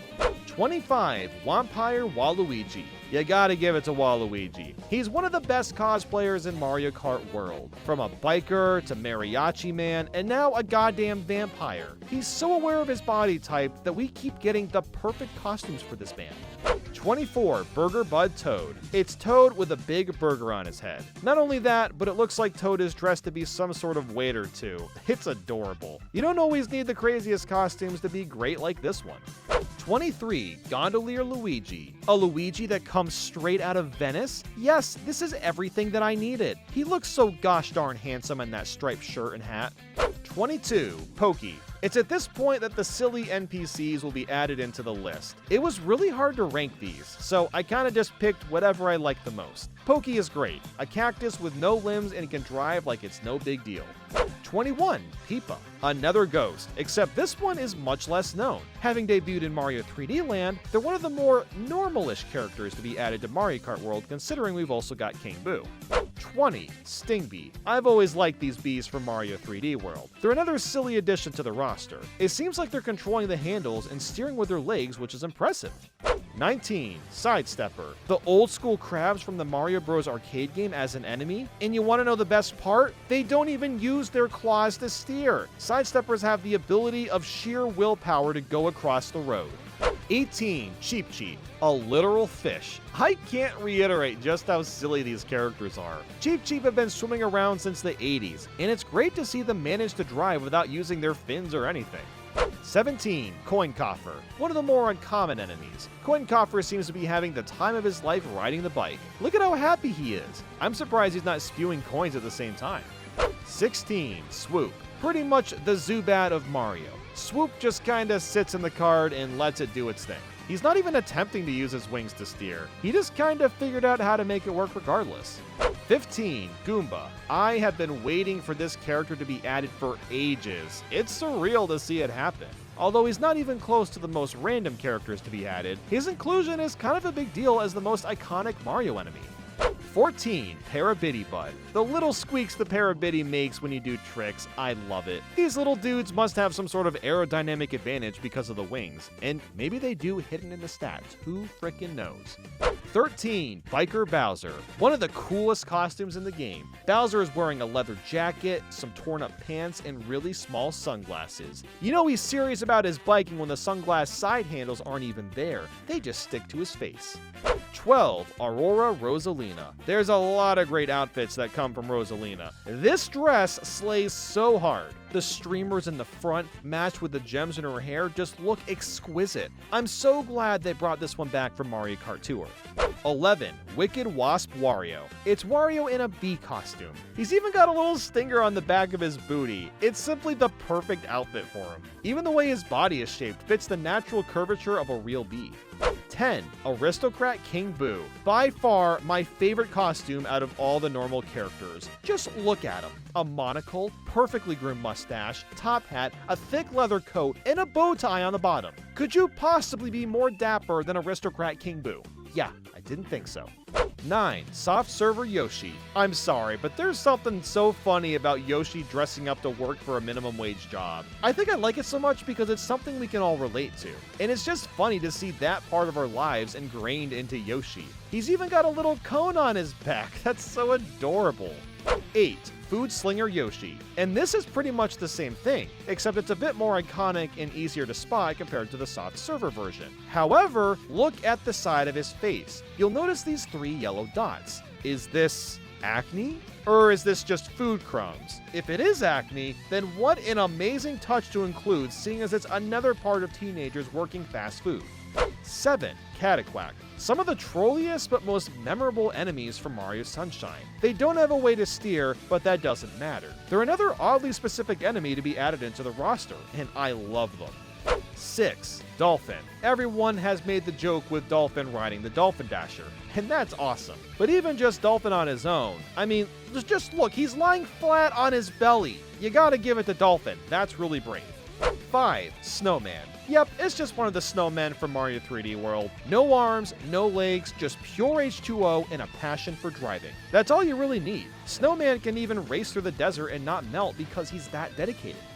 4. Penguin. I'm not sure if this is specifically the Mario 64 penguin, but I'm just gonna say it is. He looks so derpy and cute. Just look at this guy. How can you not pick the penguin as your racer? 3. Conch-Door. Not only is a Conch-Door hilarious, but kind of surprising too. He shows up in, what, Mario 3D World, and that's about it? I mean, why not, right? Mario Kart World has an open invitation for all, even the ones with the toothpick necks. Bring them all to the party. 2. Fishbones. One of the most ridiculous characters in the entire game. Fishbones doesn't even attempt to steer. He's literally just floating in thin air with his mouth wide open and ready to go. Future Mario Kart games can't not have dumb characters like this. Pandora's box has been opened. 1. Cow. I mean, how can this not be the best character? It's a literal cow from Moo Moo Meadows, and he moos every time you do a trick. He's cute, he's hilarious, and is frankly the biggest icon of Mario Kart World. He really set the stone when we all saw the game for the first time. Cow showed us that anything and anybody can be a playable racer. What an absurd amount of costumes and characters. And we're probably not even close to done by the time the Switch 2 generation is over. Let me know what your favorite character in Mario Kart World is, and I'll see you all soon. Thanks for watching.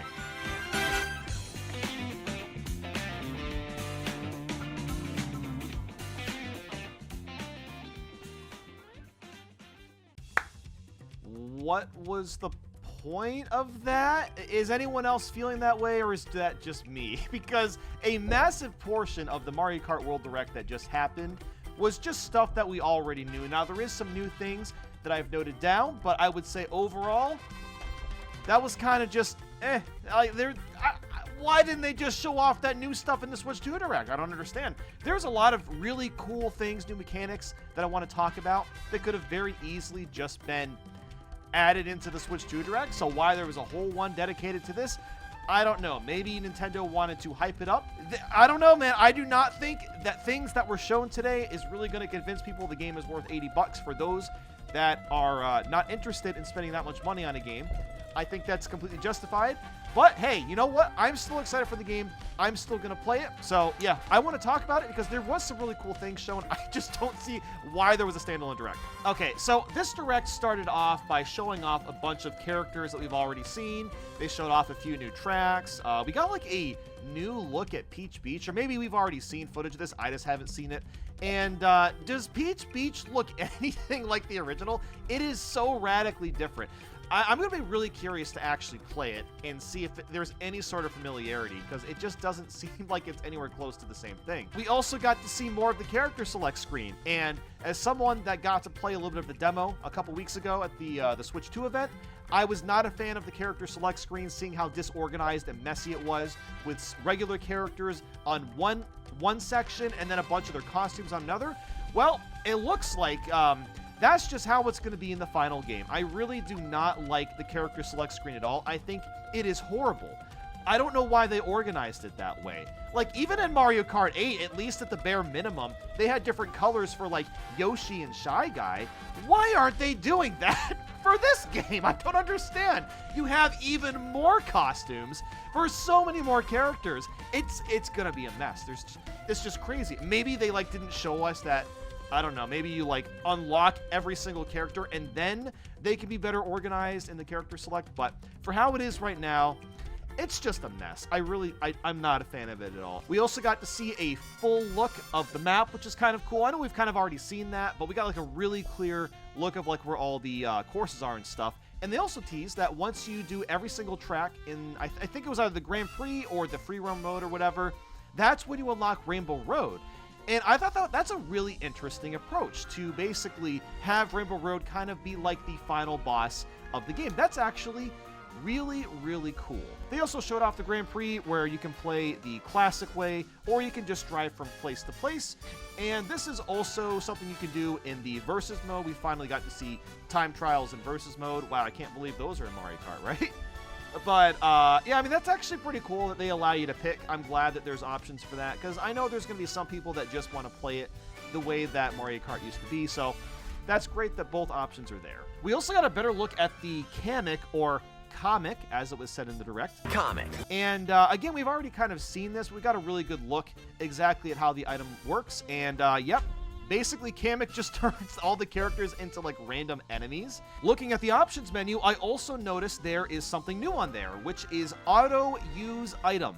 Yes, there is smart steering, auto steering, auto use item. Why even play the game at that point? That is literally the game playing itself in every aspect. I think that's hilarious. I don't know who's going to use all of those. Like, I can understand if you're not very good at the game, maybe doing smart steering or auto steering, sure. But auto use item? I mean, what? We also heard a little bit more about the shopping bag, and this is kind of cool because basically whenever a character eats it, the character's costume changes based on the type of food, which I think is a really interesting concept. Because here's the thing, right? We've already seen someone like Cow eat a hamburger, cannibalism, been seeing that joke around. It doesn't seem like some characters are gonna have costumes. It might just be like the humanoid or the human-like characters that get costumes. But again, that wasn't really explained in this direct. That would have been nice for them to say, to say something brief about, like, hey, only certain characters will actually have costumes. We've also learned about some new tech. There is this new charge jump move where basically you can jump in the air, hold the jump, and then release it for a boost. And I don't know about you guys, but this is the most interesting new idea that I saw here. And they also confirmed that to ride a wall, you have to literally jump at it, which is really cool. So I think we're going to see a lot of charge jumps when you're like playing online. I think people are just going to spam charge jump over and over again. It's going to look really, really silly. Like whenever there's a straightaway, no, you don't have to snake or drift anymore. Just charge jump over and over and over again. So I am very curious to see how effective that's going to end up being in the final game. Another really bizarre feature, you can now rewind if you mess up a jump. So an example they used was, I think it was like Baby Mario or something. He was trying to get to some like higher area. He missed the jump. So he was able to literally rewind what he was doing. And at first I was like, hold on, is this save stating? No, it's not save stating. It is, you can literally rewind in real time. So like, let's say you're in second place or something. You miss a jump or whatever. Oh no, what are you gonna do? I guess I'll rewind so you can rewind, but all the characters behind you are just gonna zoom forward. So that begs the question, what's the point? Who's gonna use rewind? Like maybe there's a use for it that I'm just not thinking of. And yeah, as I mentioned earlier, time trials and versus mode are back. They talked about that. And of course, battle mode makes a return. There's really not much to say about it. They showed off a bunch of new tracks. We got to look at Big Donut, which is freaking huge, by the way. So I'm kind of curious how many battle mode tracks there's going to be. I mean, there's got to be like at least like 8, 10, 12, something like that. I mean, as far as I could tell, the only new one, or I'm sorry, the only old one returning was Big Donut. I'm really, really hoping they bring back Block Fort. That is still, that or like Pipe Plaza, right? One of those two. Those are both classic, fantastic battle mode tracks. Would love to see those again. We did not see any options on whether you can turn off the timer or not, because I did notice the timer on my second watch, and I'm not going to lie, I got a little sad about that. So I really, really hope there's a way to turn off the timer, because I think it completely ruins the fun of battle mode when there's really no incentive to not get hit by stuff. Like if you just respawn after losing all your balloons, who cares, right? Like, yeah, I know there's a point system now, and a timer makes sense when you're playing online, but at least locally, it would be really awesome to be able to turn it off. It doesn't seem like there's going to be a way to do that, which is really unfortunate. Now, free roam, this is where things really started to get good. So, as I was kind of suspecting, so if you watched my prediction video a couple months ago, I was thinking that there'd be a single-player mode that has you racing on the tracks and doing missions and stuff. That is literally what they showed off here. So basically, you find a bunch of P-switches and hidden coins, and these allow you to do missions. And it looks like there's going to be a lot of incentive to just go around, explore, find all sorts of like cool areas and stuff. And this is great. This is going to be the best part of the game, is just doing the free roam, finding all the P-switches, trying to do everything as fast as possible. Like, I already know I'm gonna have a lot of fun. Maybe, hey, you know what? If the speed run isn't even that long, I might actually speed run 100% runs for this game. I think that would be really, really cool. It really does remind me of like Forza Horizon or like GTA.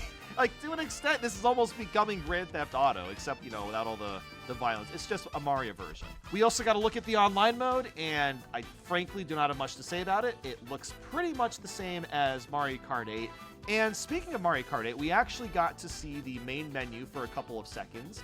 And I know this doesn't really matter. I just thought it was kind of funny how the main menu for Mario Kart World and Mario Kart 8 are designed almost exactly the same. They have the 4 little icons for single, multiplayer, online, wireless, and then just like a couple other things on the bottom.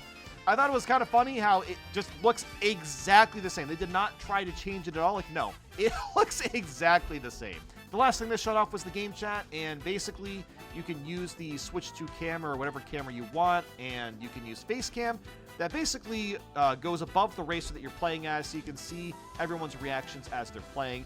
It's cool, and that's about it. That is pretty much the entirety of what we saw for today.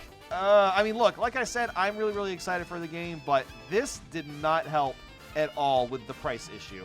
Now, if they said something like, hey, we're also going to be doing brand new like upgrades, brand new islands, something like that, and it's all going to be free and they'll be releasing throughout the entirety of the Switch 2 generation, if they announced something like that today, that might have gotten more people a little more interested in, okay, you know what, $80 is a lot, but hey, at least I'm going to get all this free content for paying a little bit extra. So I'm thinking, you know, they're going to do DLC, obviously. It's going to happen, but it's probably going to be paid.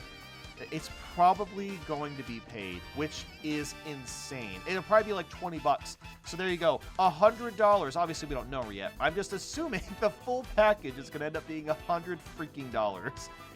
Just insane. But yeah, that's pretty much it, guys. Thank you all so much for watching.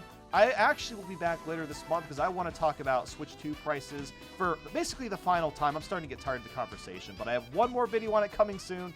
So with that, I'll see you all very soon. Despite the fact that Mario Kart World has been out for over a month, nobody has attempted to speedrun the entire game. So screw it, I might as well be one of the first. To 100% Mario Kart World, I need to unlock Special Cup, Mirror Mode, 29 vehicles, 121 characters/outfits, complete 394 P-Switch missions, 150 question block panels, 200 Peach medallions, and collect 1,017 stickers. To start off, I tackled all the cups on 150cc as you'd expect. Something I didn't realize until driving was that I could have played as a handful of different characters to get a few outfits early. I didn't even consider that the dash food is in the Grand Prix, but I already developed a route that allows me to get all the outfits in free roam. So I ended up playing as NPCs and didn't want to diverge from the route I already created. And yep, there's not much else to say about the Grand Prix. I just made sure to get gold medals in each cup. Once I did all those, I went right into Knockout Tour, as you need to do all the cups here as well. The only reason I was doing it was because it's required to unlock Mirror Mode, which I'll end up doing much later in this run.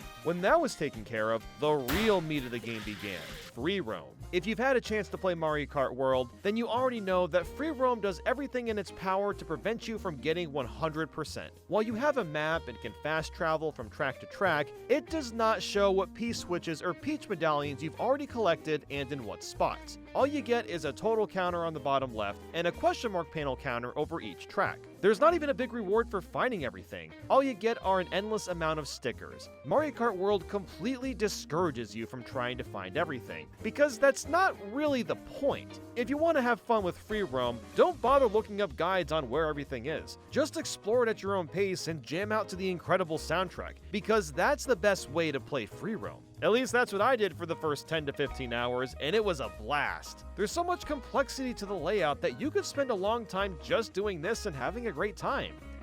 But that's not what I'm doing! Since there's no easy way to track the P-switch missions, I decided to get some help from a YouTube video, as well as my editor, John. This video that I found by RetroArchive does a really solid job routing out the P-switch missions while also preventing a bunch of backtracking. So what we did was John was in a call with me, and basically backseat drove me with directions on where to go. We screen shared on Discord, and our plan was initiated. This idea reminded me of the boating school episode where Patrick talks to SpongeBob through a walkie-talkie, funny. And also kind of the hall monitor episode where they're chatting through walkie-talkie again and Patrick's got a cone on his head. So you know what? I might as well do the same for good luck. After about 20 minutes though, we ran into a problem. My OBS recording was lagging because of the screen share, and I was streaming my game to him at the lowest quality, so it was a bit of a problem. I can't stress enough that 4K recording the past month has been a hell of an adventure for my PC. It did not like it. So what did we do as a backup so he could see my gameplay?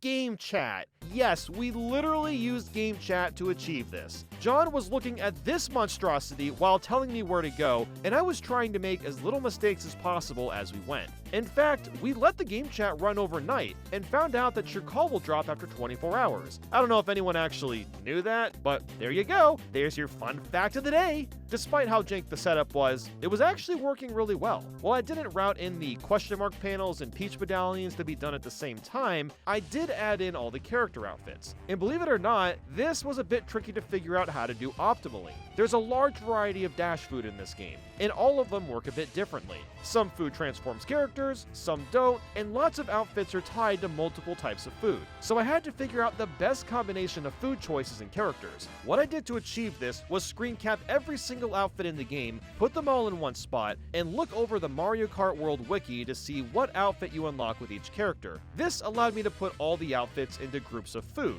As I went through the P-Switch route, I'd stop at brand new food locations that I was already passing by and min-max as many new outfits as possible. So as an example, right at the beginning of Mario Bros. Circuit, I unlocked 24 outfits with the burger food. I also got 9 outfits with the ice cream, 6 with the Indian food, 3 with the curry, and so on and so forth. As I was going through the missions, I also wrote down all the retry spots. In the video we were watching, Retro Archive would sometimes retry a mission despite already completing it. The reason for doing this is because it can be used as a fast travel spot, at least for a few seconds before the retry option disappears. I did this because sometimes you'll get to a P-Switch mission, but also might be surrounded by a few others. Most P-Switch missions require you to drive far distances, so you can save time by retrying to warp back to the original P-Switch after already beating it, and then driving off to the next one. The fact that you can do this really opens up a lot of opportunities for routing a 100% run, and I'm really curious what a proper speedrun of Mario Kart World will look like a year from now.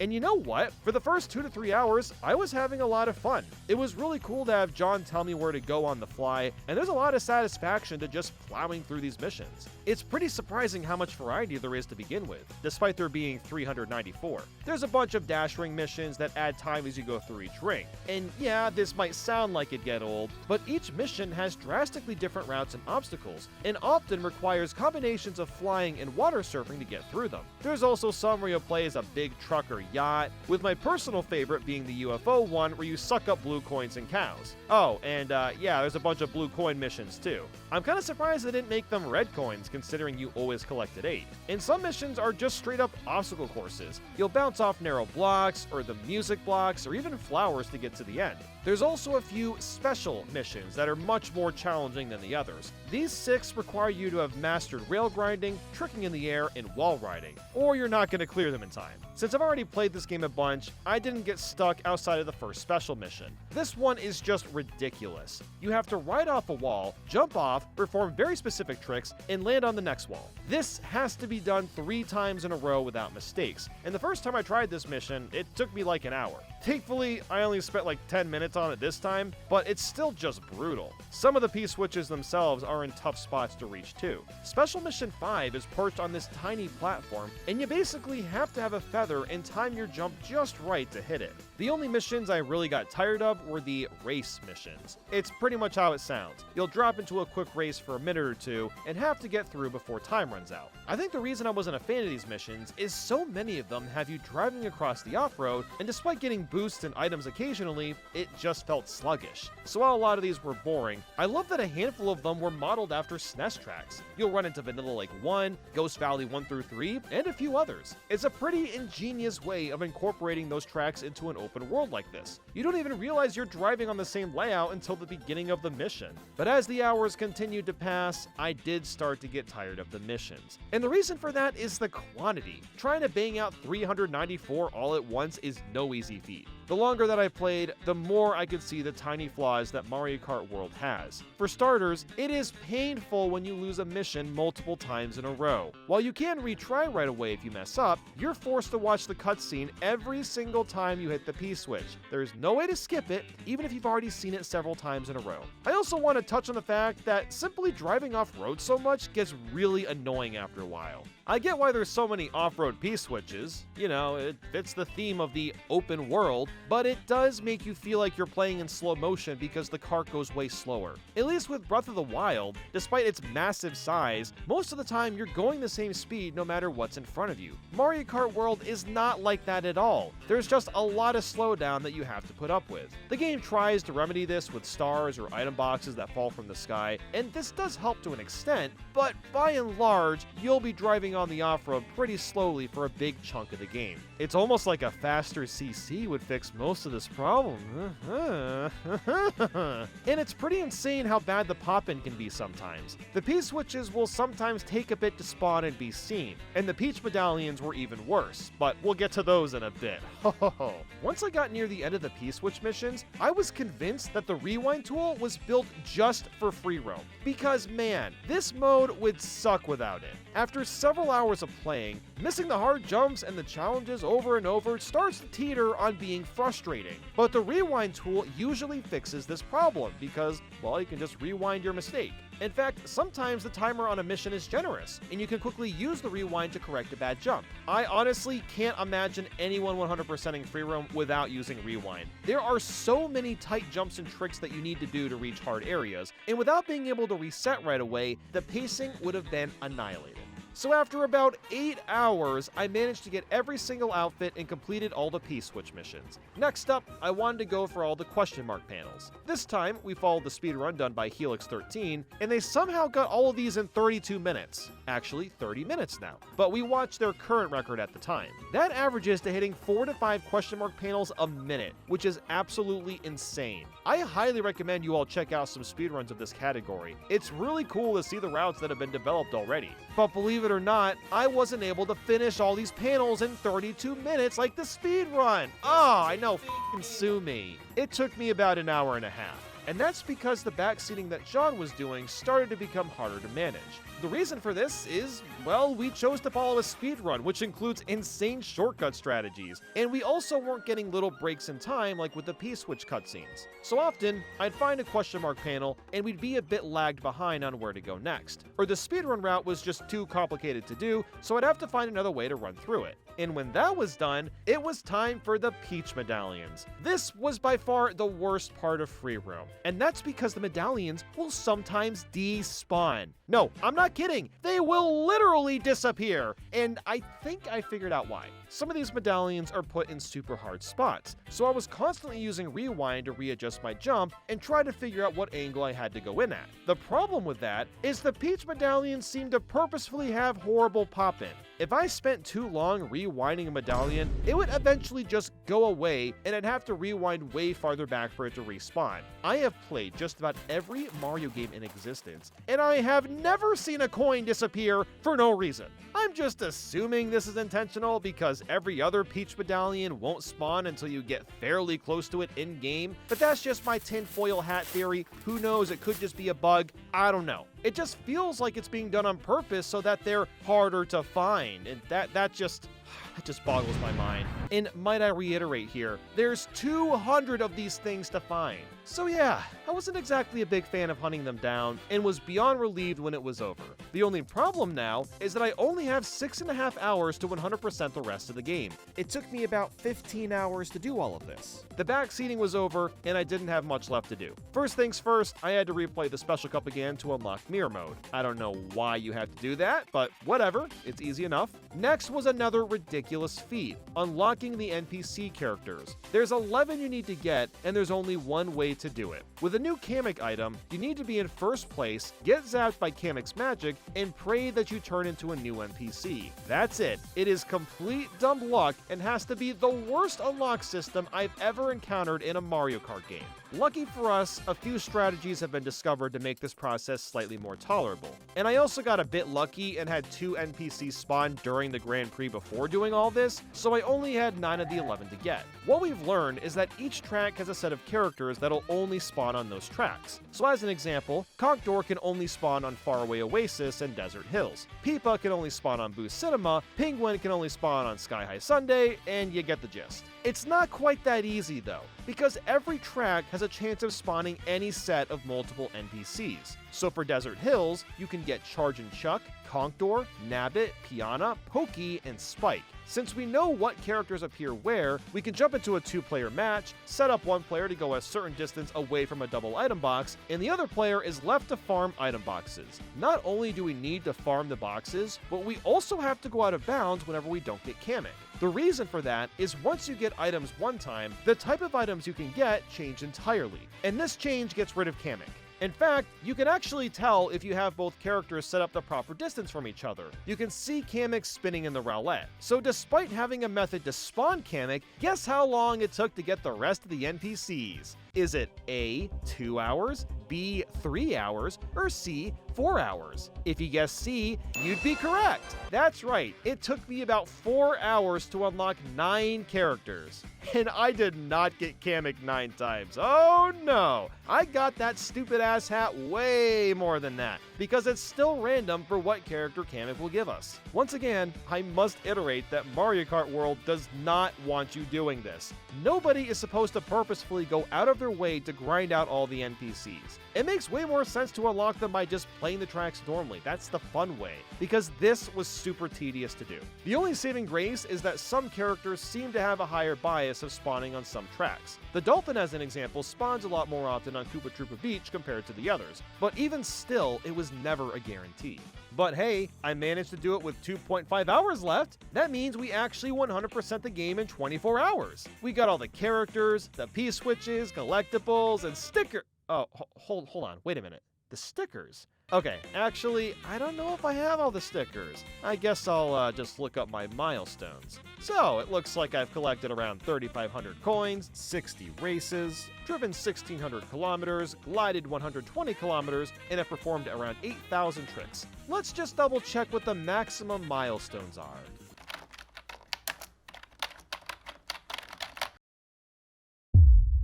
Oh, so I need 30,000 coins, 500 races, 5,000 driven kilometers, 200 glided kilometers, and 30,000 tricks to unlock every sticker. Well, I don't think I can accomplish that with the 2.5 hours I have left. So, never mind. As of right now, it is not possible to 100% Mario Kart World in 24 hours. I think over time, people will figure out a way to complete all of Free Roam in 3 to 5 hours flat, and you could feasibly get all the stickers with all the time left. But as of right now, it's simply not possible. And honestly, I'm okay with that. I kinda just want to play Mario Kart World normally again. This sounds really nice. Today, I wanted to talk about Mario Kart World since it's been out for about a month and really solidify how I'm feeling about the game, because, well, let's just say there's been a lot of controversy about some of the changes that have already been made, and we haven't even heard about anything involving DLC yet, which, you know, is definitely going to happen. But yeah, I have some thoughts about Mario Kart World, and I would say overall, I'm still pretty happy with the game. It is still a lot of fun. The music is absolutely fantastic. It looks great. I love all the new mechanics still, the rail grinding, the wall riding. I hope they never get rid of that.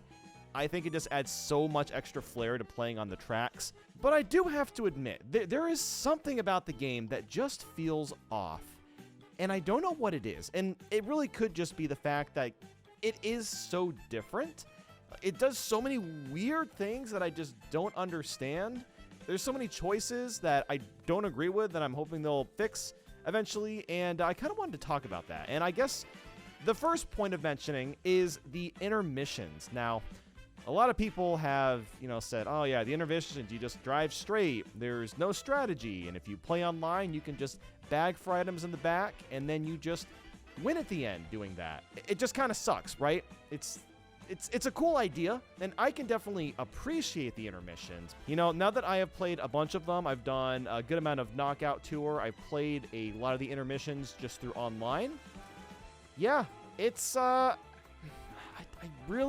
don't know why Nintendo is pushing it so hard. I kind of get what they're doing. Like, this is something that is brand new, and it's weird because Mario Kart 8 Deluxe and Mario Kart World, they're both technically on the Switch too.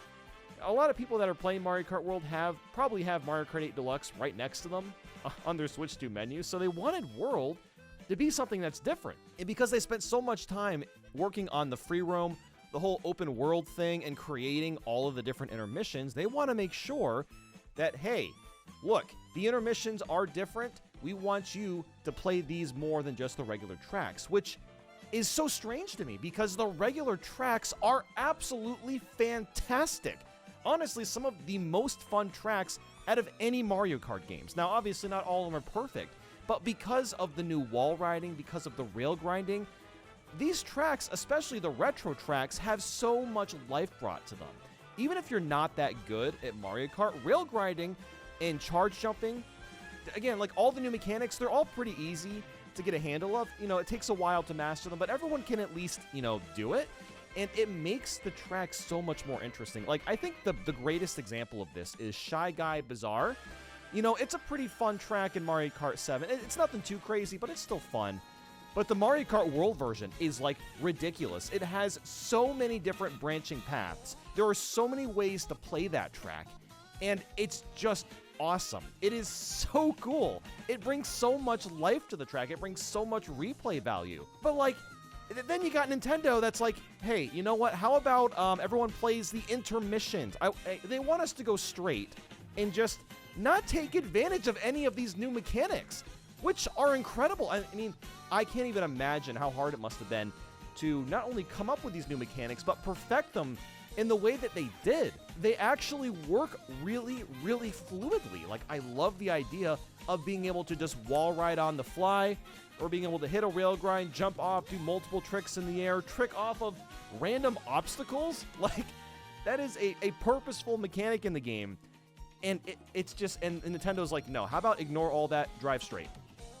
It's just weird. It's just such a weird change. And yeah, I guess I'll quickly talk about the online. I mean, I've kind of already talked about that, but yeah, ever since that update came out, I have not touched online. I don't know if anyone else has been doing that. For anyone that, is lucky enough to have been able to get a Switch 2 and has been playing Mario Kart World. I'm actually kind of curious. Let me know in the comments. Have you been playing the online in Mario Kart World ever since that update? Because when I first heard about it, and I saw footage of how it worked, and how it's like almost impossible now, like there's a very small chance of just playing 3-lap tracks. You're basically forced to play intermissions.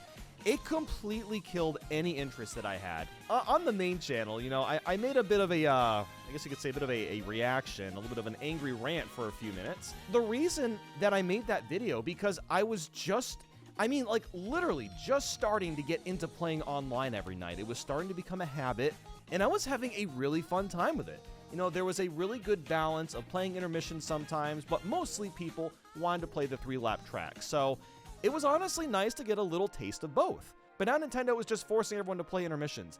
And I don't understand, because there's Knockout Tour. And I love Knockout Tour. Honestly, that is what makes the intermissions make sense in this game. For that mode specifically. Like, yes, Knockout Tour, it just wouldn't really be as fun if it was just the 3-lap tracks. It would probably get a little bit repetitive, honestly. It's perfect for that. So I just don't understand why Nintendo can't disperse both of these different modes, your 3 laps and your intermission. You're allowed to have these 2 different ways of playing in their own categories. It's just, that's why I'm saying it just feels weird and just off. I just don't understand. And then like Grand Prix, it's like the same thing with Grand Prix. Like, why is there intermissions in the Grand Prix? Like, every track starts as a regular traditional 3-lap track, and then it transitions to intermissions. I can't wrap my head around why. I really I don't get it. You know what's crazy too is that the fact that they did that, it actually left a really bad impression on me for a lot of the tracks because I didn't get to fully appreciate and experience them. So like as an example, when I first played Wario Stadium, the N64 remake, when I first played that in Grand Prix, I didn't like it. I really did not like it because I wasn't able to play the track enough times and really leave a proper impression on what parts of these remind me of the original and what parts are like kind of new. Because I only played one track, I wasn't able to get a good grasp on that track, and this was the same problem with multiple tracks. So I don't get it. I really don't get it. So I guess like something else to bring up too is the free roam. I actually really like free roam still. I think it is probably the best part of Mario Kart World, to be honest. But the way that Nintendo has kind of implemented it is very confusing to me because, look, I think the entire point of free roam and what really makes it the most fun is to not care about anything. Do not try to 100% the P-Switch missions. Do not go for all the question mark panels. Don't look for all the Peach medallions. Like, look, if you're driving around and you stumble onto any of those things, great, that's cool. That's awesome. That's when it's at its most fun, is when you're just casually playing, jamming out to the music. That is where free roam is at. But the thing is like not everyone is that kind of player. I think it's important for Nintendo to try to cater to multiple different play styles. And literally all they had to do to remedy this problem is make the minimap better.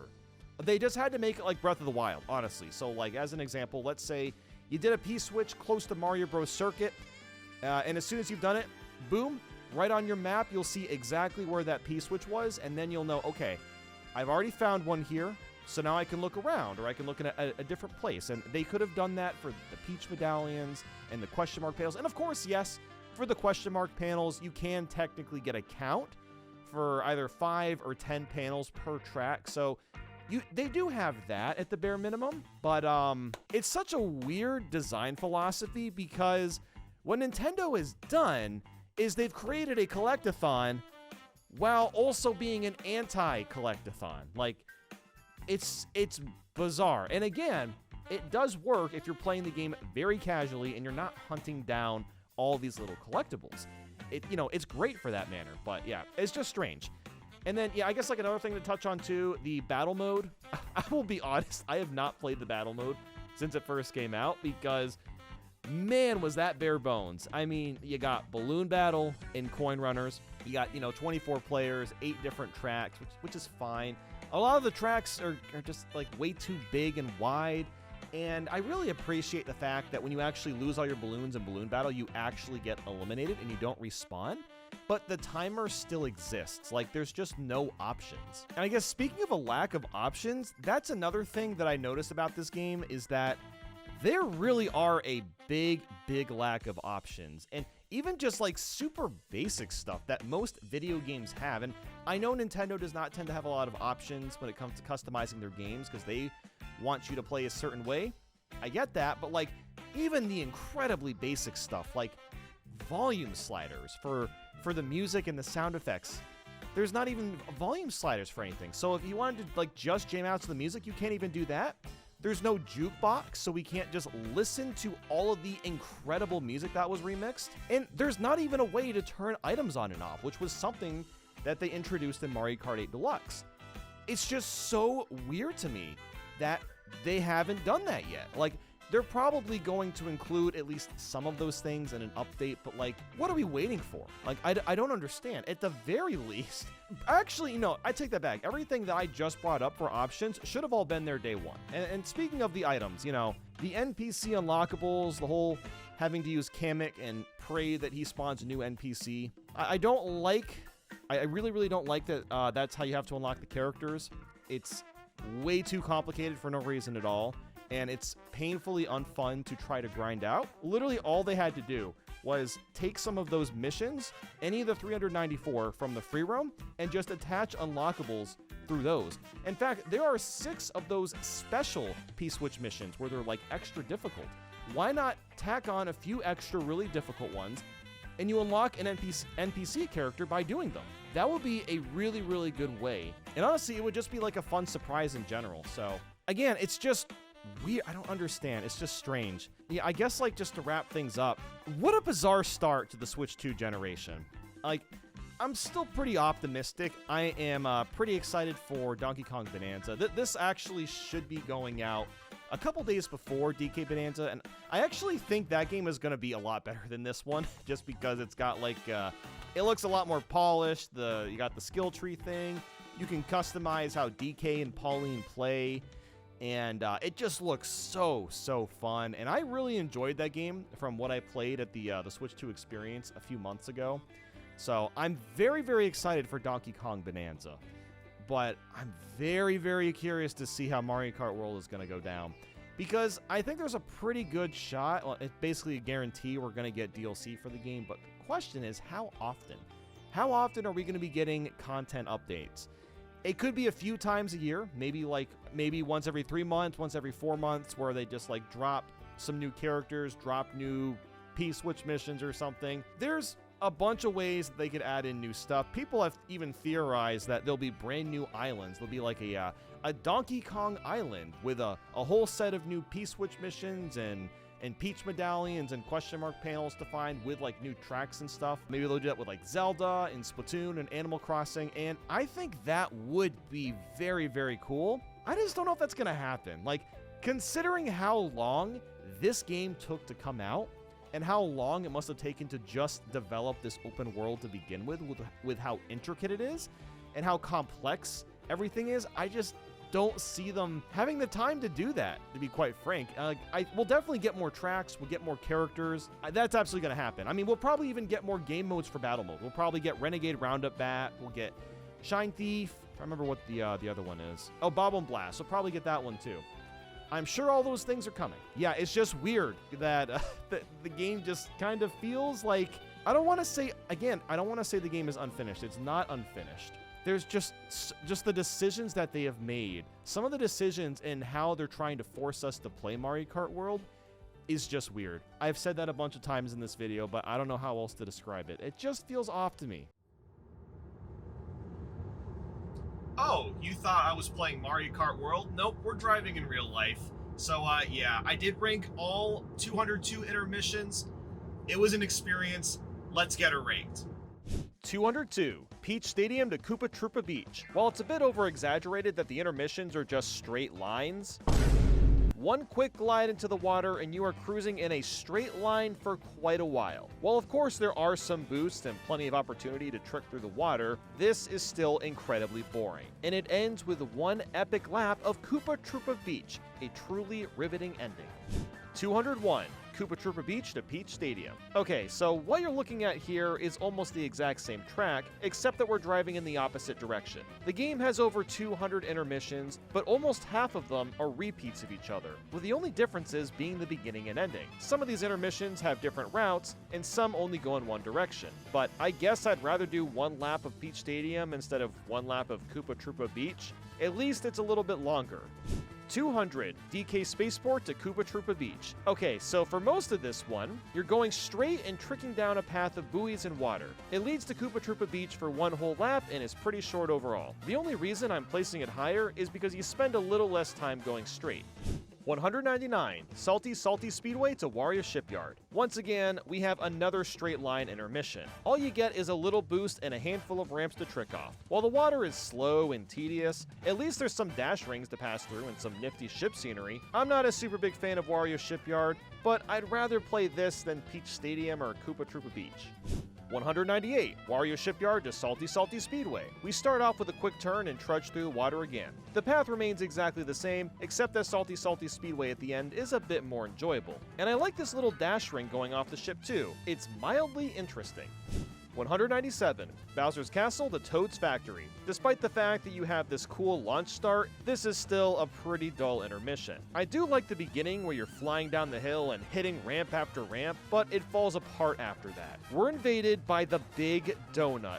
And they sure weren't kidding calling it the Big Donut. My god, it is so boring going across this section because there's barely anything happening outside of Boom Boom, who's really easy to evade. After that is a pretty straightforward route to Toad's Factory. Even the little water section doesn't include waves, it's mostly flat the whole way. 196. Great question block ruins to faraway oasis. Well, you spend a lot more time gliding than usual when the race begins, so I guess that's neat. But then the rest of the track is basically just going straight. Not really a great contender here, even if it ends with faraway oasis. 195. Bowser's Castle to Mario Circuit. Even though we gotta go through the Big Donut again, at least the segments after that are slightly more interesting. We go through some hot springs, and eventually get to do one quick lap of Mario Circuit. Oh goody f***ing boy, yappy yahoo! 194. Toad's Factory to Bowser's Castle. The water has a slightly higher chance of adding trickable waves because you're guaranteed to be surrounded by the other racers. But outside of that, it ends on Bowser's Castle, which is a much more enjoyable track to tackle. The path up is more intricate too than blatantly going straight down, so it gets 0.3 bonus points for that, and even then, it's not much of an upgrade. 193. Bowser's Castle to Choco Mountain. We've got the cool blast off again. In fact, it's reused for most intermissions that start with Bowser's Castle. Following that is another trek of Big Donut. Yay, I'm gonna fall asleep. And after that is a bit of a wavy road to reach Choco Mountain. And that's about it. It's almost impressive how many of these tracks feel like the same thing over and over, and we're only just getting started. 192. Choco Mountain to Bowser's Castle. I don't know how many more times I need to say this, but it's the same track while going in the opposite direction. The only reason it's placed higher is because Bowser's Castle is better than Choco Mountain, but that's about it. You're gonna see the vast majority of the same two intermissions being judged based on the one lap track you do at the end, which is pretty sad if you ask me. 191. Cheep Cheep Falls to Peach Stadium. You'll start off going through some water, hit the road, and then jump back into the water. There's a bit of highway to drive across too, but not much more beyond that. And hey, this is the first time we're seeing the funniest iteration of Peach Stadium. When you get to the end, you're not going to take the usual route through the course. Instead, you're driving in a literal rectangle, and you're done. If you haven't played the battle mode yet, I wouldn't blame you if you haven't. That's kind of what this is. It's the Peach Stadium battle mode track, but with less freedom. If we were to count this iteration of Peach Stadium as its own thing, it might actually be the worst Mario Kart track of all time, and that is one hell of an accomplishment. 190. Peach Stadium to Cheep Cheep Falls. Once again, it's the same course, but you drive it backwards. And Cheep Cheep Falls is better than whatever was going on with Peach Stadium anyway. 189. Mario Circuit to Bowser's Castle. This is very similar to its counterpart, but the route is a bit altered at the very end. And I guess it's a little better because we finish on Bowser's Castle, but not by much. 188. Wario Stadium to Bowser's Castle. From a dark road to Big Donut. This route takes you through a fiery path to reach Bowser's Castle. We've seen this kind of variation already, and there's not much to add to be Filipino frank. 187. Bowser's Castle to Wario Stadium. It's the same thing, but you end up in Wario Stadium. At least this intermission compared to some of the others is fairly short. 186. Faraway Oasis to Peach Stadium. Instead of driving across some water, you're on the highway the entire time. And I'd rather be doing that since I'm not a super big fan of the water driving. And it ends with the version of Peach Stadium. Now that's just peaches and cream, huh?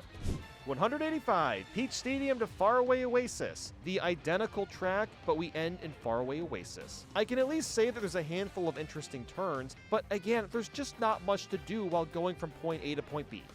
184. Sky High Sundae to Cheep Cheep Falls. This is our first intermission that can't be driven in both directions. You start by driving across an extremely wide turn, then drive over some ice and start climbing up a mountain. While there's a few little hills to trick off, you're mostly going to be going forward without doing much else. And not even just that, but this is a long intermission. It's over 4 minutes for some reason. I tricked off this random pole just for the heck of it, because there isn't much else to do. 183. DK Pass to Starview Peak. The start might be a bit bland, but at least there's some cool moose trekking around, minding their own business. We've got a handful of hills to trick off, but for the most part, you're just climbing up the mountain. And of course, you end in Starview Peak, which is everyone's tip-top track of all time. We just f***ing love this one. Oh boy, oh goody. 182. Starview Peak to DK Pass. Like with the other Starview Peak intermissions, you take off and catch some air to start. But beyond that, it's the same thing again, but we go through DK Pass. At least there's more tricking opportunities since we're going down the mountain. 181. Sky High Sundae to DK Pass. It's time for a different, but also fairly long wide turn. Wow, there's so many wide turns in Mario Kart World. There's gotta be like, what, at least 4, but then we're taken through some icy roads and an ice cave. What makes this particular track so dull is that the pathway is really wide, even wider than most of the other tracks. It just feels like you're playing in slow motion the whole time with nothing interesting going on, outside of a few icy hills to trick off. 180, DK Pass to Sky High Sunday. We've got the same track yet again, but we're ending in Sky High Sunday. And frankly, these two intermissions are interchangeable depending on my current flavor of the day.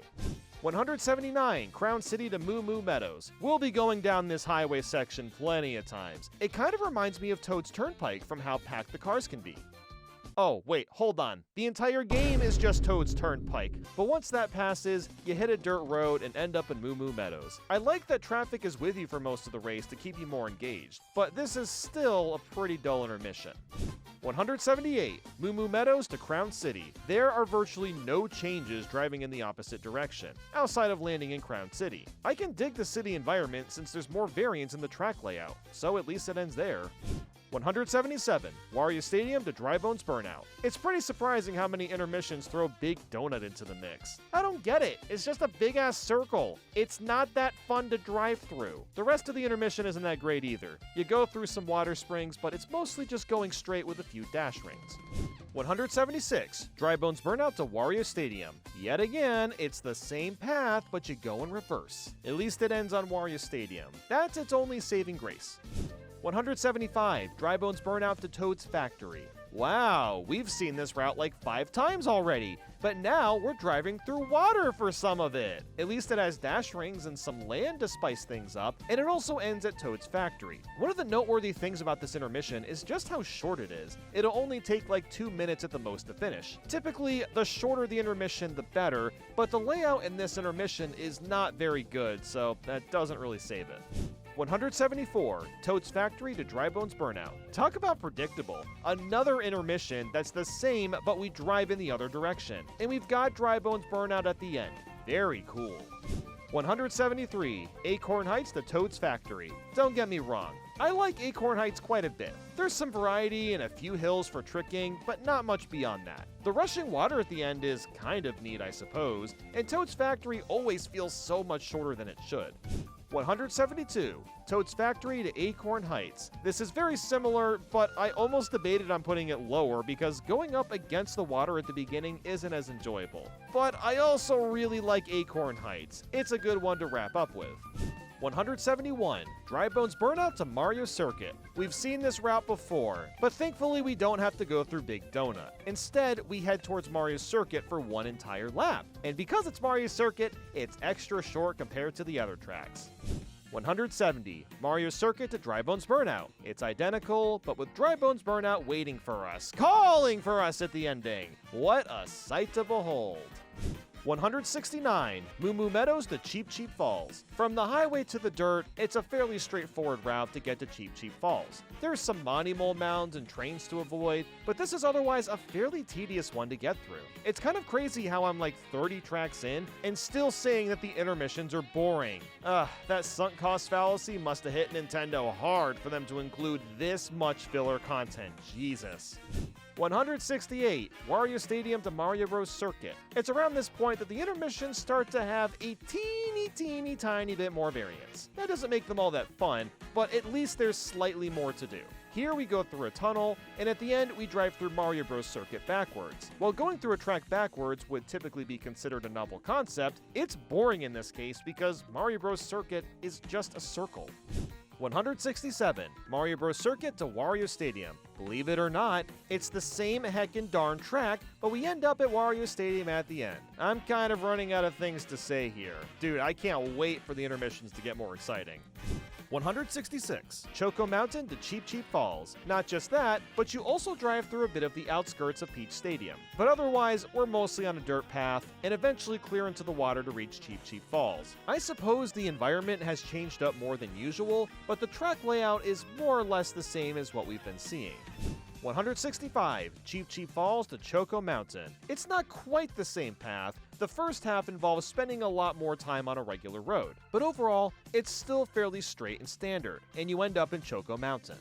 164, Moo Moo Meadows to Dry Bones Burnout. We've got another windy road, and you end up in good old Dry Bones Burnout by the end. It feels like the quality of the tracks has inched forward slightly, but not by a big margin. Like, yes, the tracks are no longer 2 out of 10s, they're more like 3 out of 10s. 163, Dry Bones Burnout to Moo Moo Meadows. This is very similar to the one below, but there is one difference outside of driving through Moo Moo Meadows. We got this neat little gliding section with dash rings, and that's probably the most interesting thing we've done so far out of all these intermissions. We're at 163! That's pathetic, Nintendo! 162, Sky High Sunday to Dandelion Depths. This is a somewhat similar track to what we just did, although I'm a big fan of Dandelion Depths, which is why I'm ranking it a touch higher. 161, Dandelion Depths to Sky High Sunday. And good golly gravy, it's another intermission that's the same route once again! Going down the snowy hill is a bit more enjoyable, so that qualifies it for being a bit higher on the list. 160, Cheap Cheap Falls to Starview Peak. You got a bunch of highway driving as usual, and end up in everyone's favorite paradise, Starview Peak. At least there's a bunch of boost on the highway, but my god, it is crazy how similar all these intermissions are. 159, Starview Peak to Cheap Cheap Falls. Whoop-de-freaking-do! We have turned around and are going home to Cheap Cheap Falls. At least there's a few places to trick. I'm really counting my blessings here. 158, Whistle Stop Summit to Desert Hills. While there's a lot of turns and utility poles, there's really not much going on here. It's almost entirely in the desert, and it unfortunately ends with Desert Hills. This is our first time encountering the bad ending, and man is it brutal. The intermissions in general are typically boring, but at least the final lap is always something exciting. But no, Desert Hills is, well, it's pretty much just a slightly beefed up intermission. Nothing more, nothing less. 157, Desert Hills to Whistle Stop Summit. We're heading down the same route as usual, but ending in Whistle Stop. Even though the utility poles seem to be slower than just regular driving, at least it's something to do. 156, Peach Beach to Faraway Oasis. There's quite a bit of beach driving, and it's with routes we've already seen before. It leads into a dirt path, finishing with Faraway Oasis. This one really teeters on being borderline bad, but at least there's a handful of places to trick off. 155, Faraway Oasis to Peach Beach. We've seen this song and dance a million times. You can already see that this is the same thing again. I wonder why there isn't more enemies in the intermissions. Not that many tracks take advantage of that on the longer straightaways. 154, Shy Guy Bazaar to Mario Bros. Circuit. Can you believe we're driving on more desert in more road again? The road itself is nice and wavy, but it ends on Mario Bros. Circuit, which is also the same looking road. 153, Mario Bros. Circuit to Shy Guy Bazaar. There are 0 changes to this one besides going the other direction, and Shy Guy Bazaar is at the end. Amazing. Truly amazing, guys. Woo! 152, Desert Hills to Koopa Troopa Beach. As usual, you start off on a road, but eventually make your way into some water. In fact, you'll spend most of the intermission surfing through it. There's a few places to trick, and it is rushing water, so I guess that's nice. 151, Dandelion Depths to Moo Moo Meadows. I'm surprised it took this long to get to the Dandelion area, but that's probably because the tracks surrounding it are a bit more diverse than most places. There's a lot of grassy hills and mountains you'll whiz by, and it ends with Moo Moo Meadows. 150, Moo Moo Meadows to Dandelion Depths. We've got another path that's the same, but with a better ending track. At least I could fool around on the utility lines. I'll take what I can get. 149, Sky High Sunday to Salty Salty Speedway. It's a bunch more driving on icy roads and leading into dirt paths. I like the random dash rings that show up, and Salty Salty Speedway is a decent track as well. 148, Faraway Oasis to Great Question Block Ruins. This one takes a very different route compared to its counterpart. You aren't just driving straight through water most of the time. You're instead going across a dirt road with a few enemies along the way. This one is just fine. There's not much else to say about it. 147, DK Pass to Cheap Cheap Falls. We've got the snow, we've got a bit of water, and we're heading on over to fall into Cheap Cheap. I kind of like the tunnel we drive through, but there's not much else happening besides some speed boost. It's one of the duller intermissions visual-wise, but it's still okay. 146, Cheap Cheap Falls to DK Pass. A fairly different route. This time, we're hitting the highway while transitioning from fall to winter. While the road itself is boring like the others, at least the scenery looks pretty. 145, Sky High Sunday to Wario Shipyard. I mean, we drive through a portion of Vanilla Lake. That's gotta count for something, right? Most of this intermission is going down an icy hill, then sliding down water in a valley to reach Wario Shipyard. While I'm not a super big fan of water driving, at least with this one, it's done in a more eloquent way. 144, Wario Shipyard to Sky High Sunday. It's very similar to the other one besides the second half. The route veers more into the mountain and eventually lands in Sky High Sunday. You still go through Vanilla Lake 1, and I found the overall route to be slightly better. 143, Choco Mountain to Peach Stadium. We've got another dirt hill that leads into a highway, and then the hilariously bad rectangle version of Peach Stadium. One of the reasons this is higher on the list is simply because the route itself is a lot shorter than most of them. 142, Peach Stadium to Choco Mountain. Oh my god, guys, it's another intermission that's flipped and has a better final lap. Hold on, you know what I just thought of? Why on earth do these intermissions not have proper names? Or at the very least, why didn't we get names for each route? That would make it so much easier to tell them all apart. 141, Dandelion Depths to Mario Circuit. We're cruising down another highway for most of it, but at least there's a lot more rails and poles to work with. It's nothing crazy, but it's also not the worst intermission of all time, although Mario Circuit still flies by in an instant. 140, Mario Circuit to Dandelion Depths. Instead of going downhill on the highway, we're heading up and departing at Dandelion Land. I really feel like I've been saying the same thing for 20 minutes. Please, Nintendo, there is no way that this many intermissions are the same cycle repeated in tedium. 139, Great Question Block Ruins to Koopa Troopa Beach. You've got another flying start, a dirt road with some tuies hanging out, and also zebra, apparently. I still have no idea if the animals on the intermission spawn randomly or were pre-selected per intermission. I think the animals are purposefully added in certain spots since they only tend to spawn in the same type of areas. But regardless, we get to a dock which leads to Koopa Troopa Beach. Yay! 138, Toad's Factory to Moo Moo Meadows. Okay, but this time, there's some ramps on the side of the highway, and that's way better than the track before it. Just ignore that it looks like the same thing. 137, Moo Moo Meadows to Toad's Factory. Whoa, okay, good. I woke everyone up. I just didn't want you all to forget that we're once again looking at the same intermission, but it's backwards, and we end at Toad's Factory instead. Just wanted to inform you all on this very vital and important information. 136, Dandelion Depths to DK Pass. I'm literally experiencing deja vu. I have to imagine everyone else watching is too. This intermission is more decent ice roads that lead to another climate halfway through. I mean, it's fine, it does the job. 135, DK Pass to Dandelion Depths. It's the same goddamn track again. What else do you want me to say here? That Dandelion Depths is better? Har har har, ding ding ding, that's correct. 134, DK Pass to Moo Moo Meadows. I'm 100% certain that I could fool everybody watching this and just show the wrong footage and nobody would have any idea. But I didn't do that. I really did play all the intermissions like a goober. This is technically a new intermission, but now we're going to Moo Moo Meadows. And I've kind of grouped all these together and they're all so similar. It's starting to drive me crazy. 133, Moo Moo Meadows to DK Pass. I mean, really, could you look at 1 second of this intermission and know which one it is? Without looking at the minimap, it would be impossible to tell otherwise. 132, Wario Stadium to Crown City. You can have some fun on the bridge if you want to waste time, and there's also a brief tunnel. But beyond that, it's the usual intermission and it ends in Crown City. At least with the Crown City endings, there's a couple of different variants that can show up, so it's a little different depending on which intermission you pick with that ending. 131, Crown City to Wario Stadium. After driving through a bit of Crown City, you take a very similar intermission path that we just saw, and nobody is surprised by this. 130, Mario Circuit to Acorn Heights. I feel like we're finally at the point where the intermissions are starting to pick up a little bit more in terms of actual variety. This one has us weaving through grass and avoiding wigglers, and there's a few different routes that can be taken, and it also ends on Acorn Heights, which is nice, so this one isn't half bad.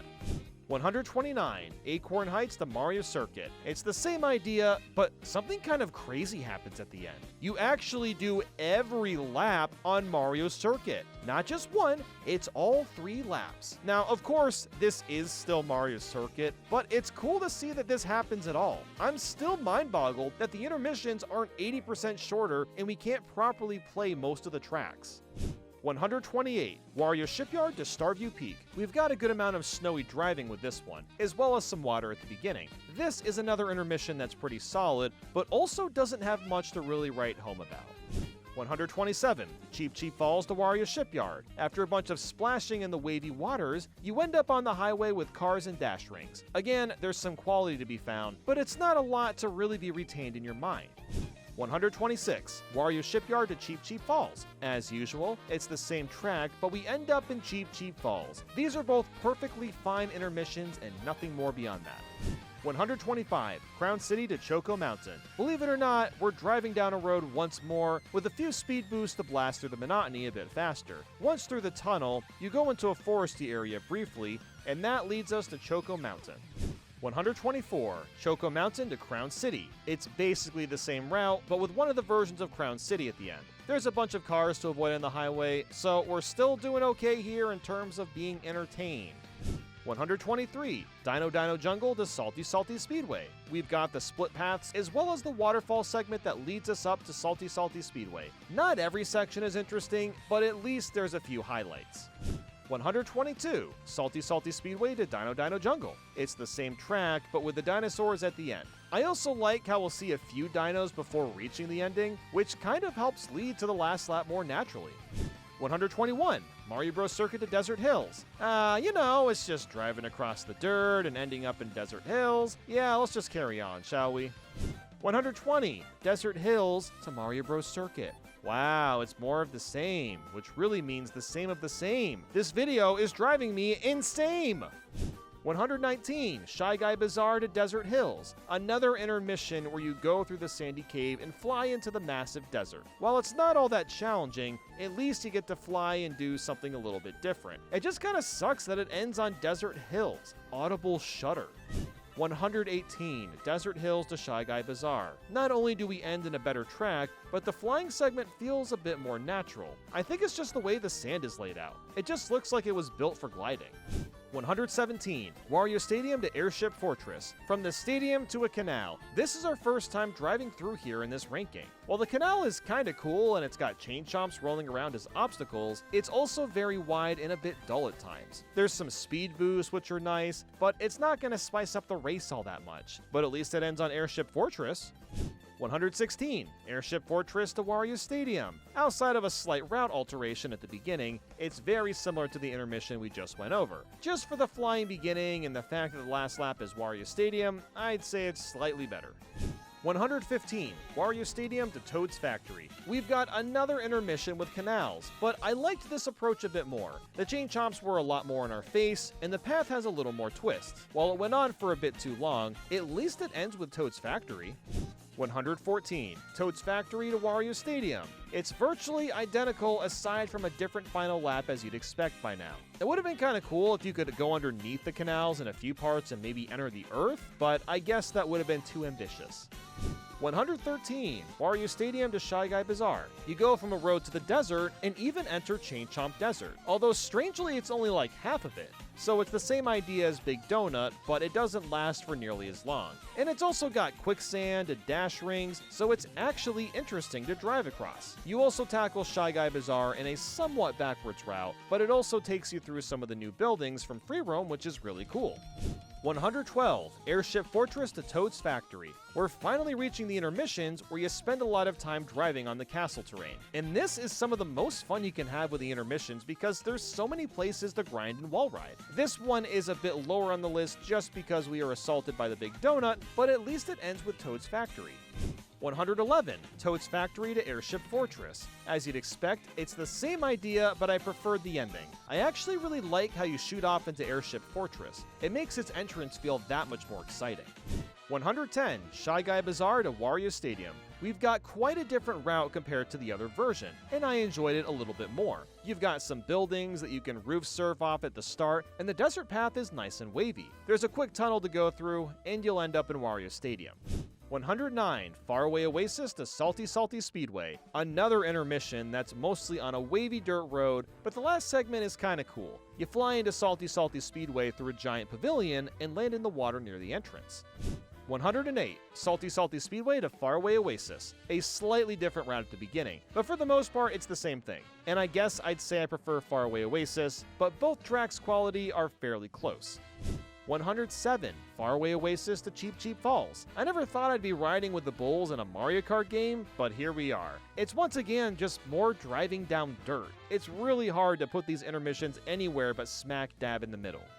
106, Cheep Cheep Falls to Faraway Oasis. Thank God the bulls are still running with us, even when going the other direction. I decided to bounce off them to celebrate. This or the intermission before could easily swap places.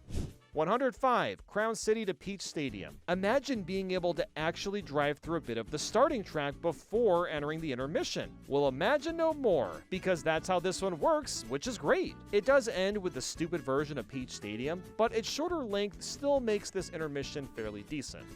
104, Peach Stadium to Crown City. It's just about the same thing, except we get to explore a bit more of Crown City. The more I see of this track, the more I want to see someone make a Mario Odyssey mod of Crown City and then put in a bunch of power moons.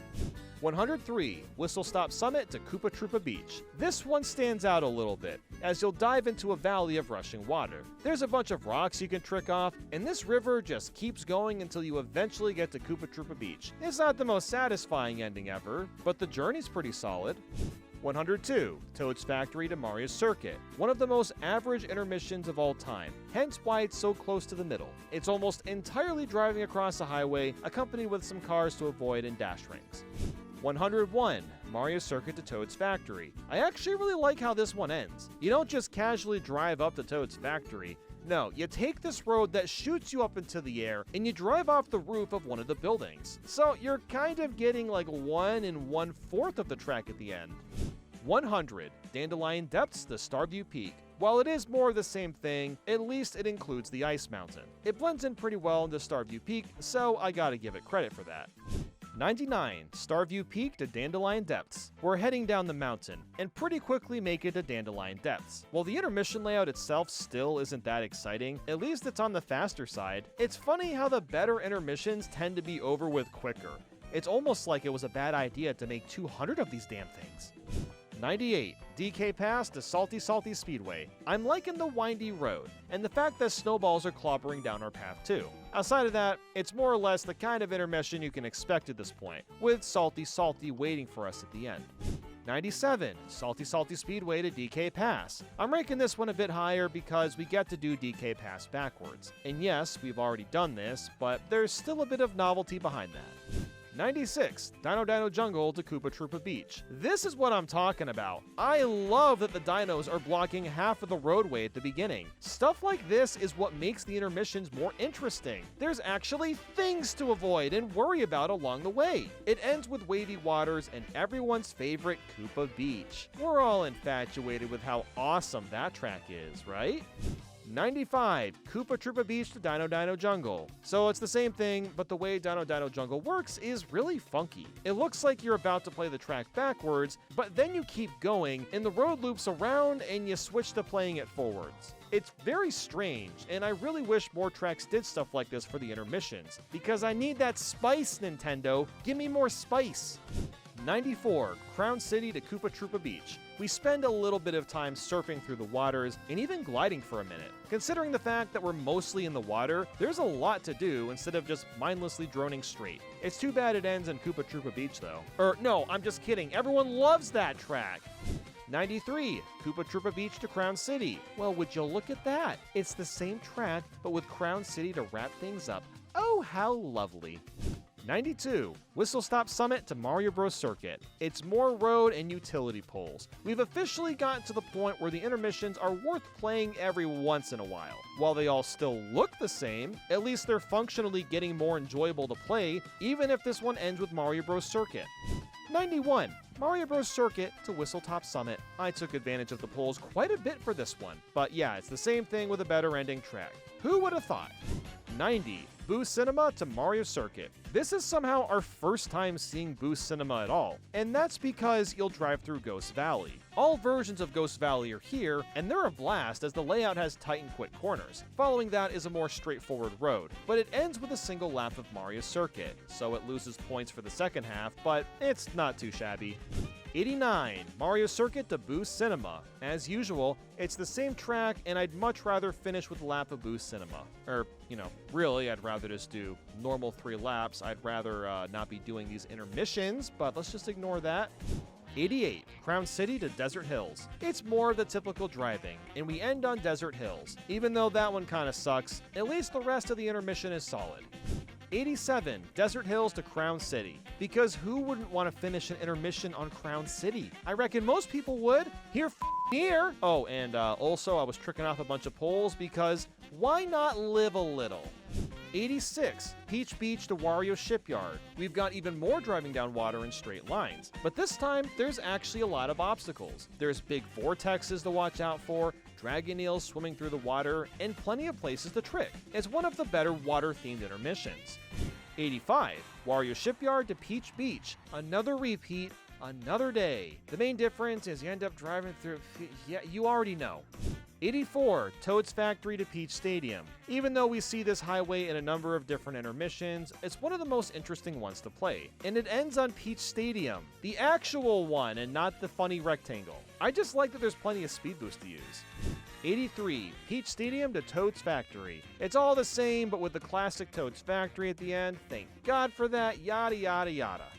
82. Mario Circuit to Starview Peak. You actually play through a little bit of Mario Circuit to start, and then head right to the dirt path. Then you'll make your way onto a highway and up a big ice hill to Starview Peak. This one isn't half bad. There's a lot of twists and turns, and it's fairly engaging most of the time. 81. Starview Peak to Mario Circuit. We've got another intermission that's flipped, and you know what? I like going down the mountain instead of up it. That's the only reason I'm ranking it higher. 80. DK Spaceport to Whistle Stop Summit. Starting off in the plains, you head through the canyon a bit and make a few wacky turns and end up in Whistle Stop! Yep, I've lost my mind doing this. 79. Choco Mountain to Moo Moo Meadows. Hey, I got to jump off a cow in this one! I mean, you could really do that anytime you see a cow, but I did it right now, and you know what? I thought it was kinda ha-ha funny. It is otherwise the typical intermission, but it's a lot shorter. It really is crazy how the shorter intermissions truly are the better ones. 78. Moo Moo Meadows to Choco Mountain. It's the same as you'd expect, and we get to drive through a bit more of Choco Island compared to the other variant. I suppose that means something to someone out there. 77. Peach Beach to Salty Salty Speedway. Driving through the beach and eventually to Water Paradise. This one isn't too bad. There's plenty of places to trick and all that goodness. 76. Salty Salty Speedway to Peach Beach. You don't even need me to say this is the same thing anymore. I think we're all aware at this point. 75. Crown City to Mario Bros. Circuit. It's pretty much the same thing as usual, except you end up in Mario Bros. Circuit. And for some reason, you also go through this track backwards, but we already know how thrilling that turns out to be. 74. Mario Bros. Circuit to Crown City. I mean, hey, Crown City never hurt anyone. This could almost be considered an iconic track, actually, since it's technically the first intermission we ever saw from the reveal.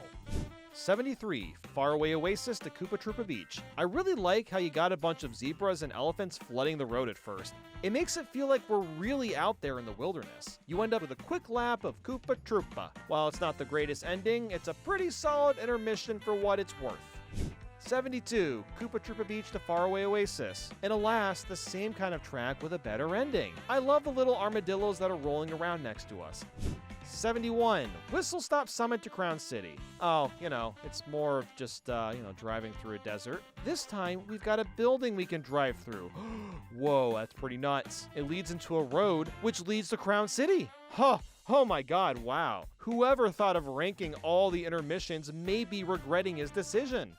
70. Choco Mountain to Mario Bros. Circuit. After a couple turns in the beginning, you're mostly going straight until you get to Mario Bros. Circuit. At least you get to cross this river though, and drive through a bit of Choco Island. 69, Mario Bros. Circuit to Choco Mountain. Of course this is ranking higher because of the better ending. We already... whatever.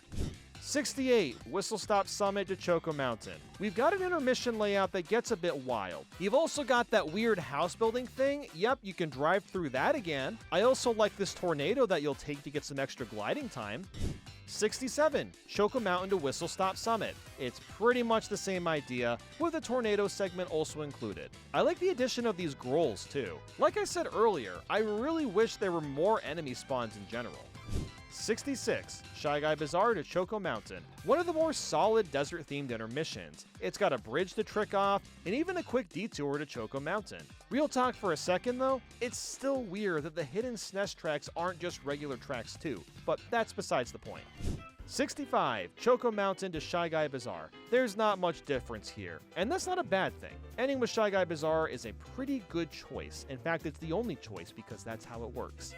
64, Dandelion Depths to Toad's Factory. It's a lot of driving on the road again, and despite how long it can be, it's still pretty fun. And you've got that cool launch into Toad's Factory as well.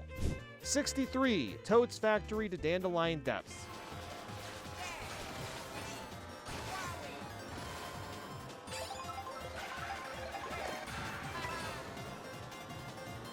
Yeah, I didn't really feel like narrating for this one. It's the same thing, you get the point.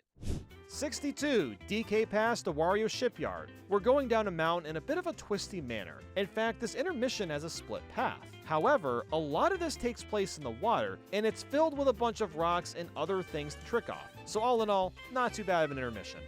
61, Wario Shipyard to DK Pass. Shocker, it's the same flipped track, but there's something kind of unique about this one. You still play DK Pass at the end, but you complete it backwards. Oh, you've already heard me say that like 50 times. 60, Great Question Block Ruins to Salty Salty Speedway. More dirt driving action with a side of salting on the speedways at the end. Like the other 50,000 intermissions, it serves its purpose. 59, Salty Salty Speedway to Great Question Block Ruins. Even though we've seen this so many times, it's still kind of fun that you just shoot up into the sky to get to the Great Question Ruins. 58, Wario Stadium to Choco Mountain. We're going through a tunnel, a long winded road, and get to the chocolate factory of mountains. While the landscape isn't anything new, at least there's plenty of pulls and stuff to trick off. 57, Choco Mountain to Wario Stadium. We've got another intermission with a new ending, and it's better than Choco Mountain. You know, it's pretty crazy that the past like 40 intermissions truly do look like the same thing.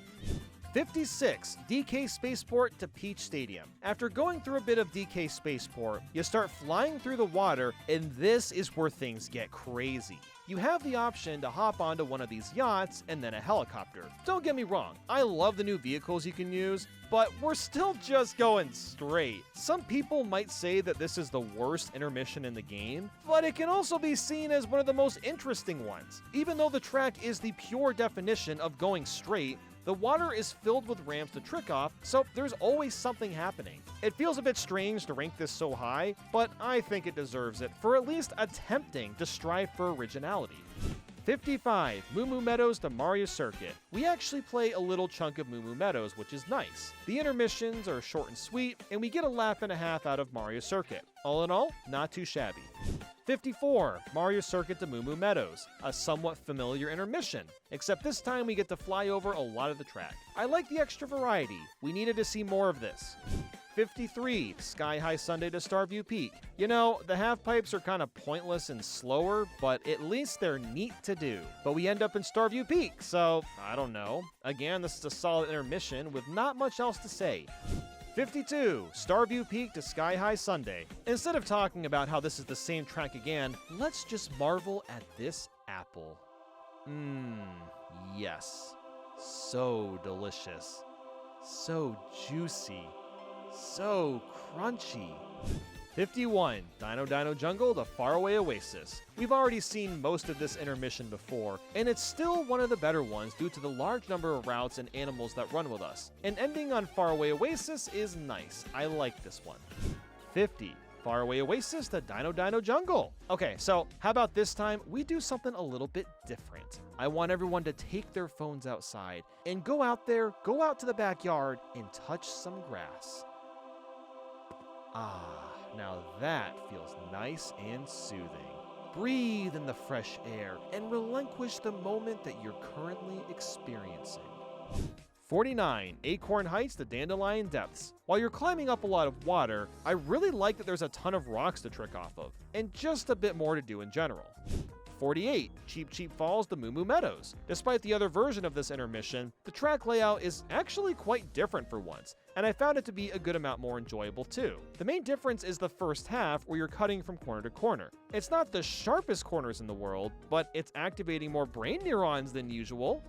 47. Faraway Oasis to Crown City. Have you ever wanted to drive down the entire Golden Gate Bridge in a video game? Wow, look at that! Mario Kart World has that intermission just for you! However, there's plenty of speed boost, cars to avoid, and real grinds to hit to keep things engaging. Even though it is very straight and reminds me of driving down the highway in real life, there's so many little things you can do on the way there.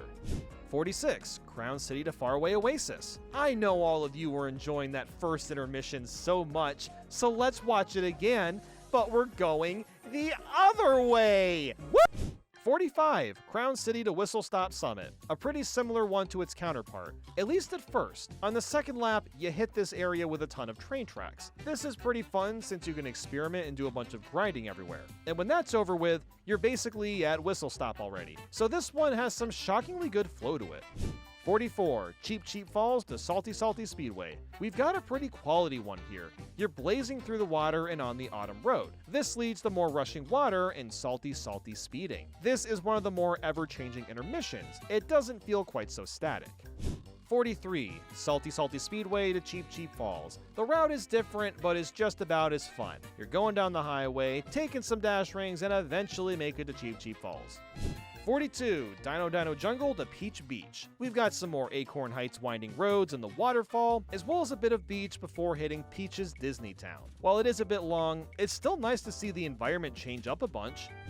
41. Peach Beach to Dino Jungle. Let's go back to the apple real quick. I missed this. Wow, that's pretty good, yes. I love apples. 40. Dino Jungle to Great Question Block Ruins. Wow, this might actually be the shortest intermission of them all. It only takes like a minute and a half to get to Great Question Block Ruins. Typically, intermissions last around 2 to 4 minutes, and it's pretty fun too. It's short and sweet. 39. Great Question Block Ruins to Dino Jungle. Let's check in on the apple again. Wow. The entire apple has been consumed. That was yummy.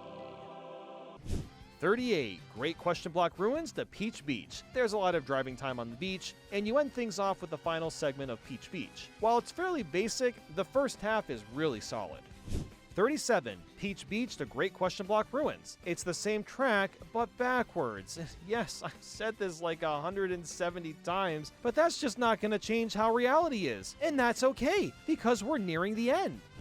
36. Toad's Factory to Mario Bros. Circuit. Despite how many highways Mario Kart World has, this intermission manages to pick some of the most interesting ones to mash together. You got speed boost, there's plenty of places to trick, there's a quick canyon to drive through. It's good stuff.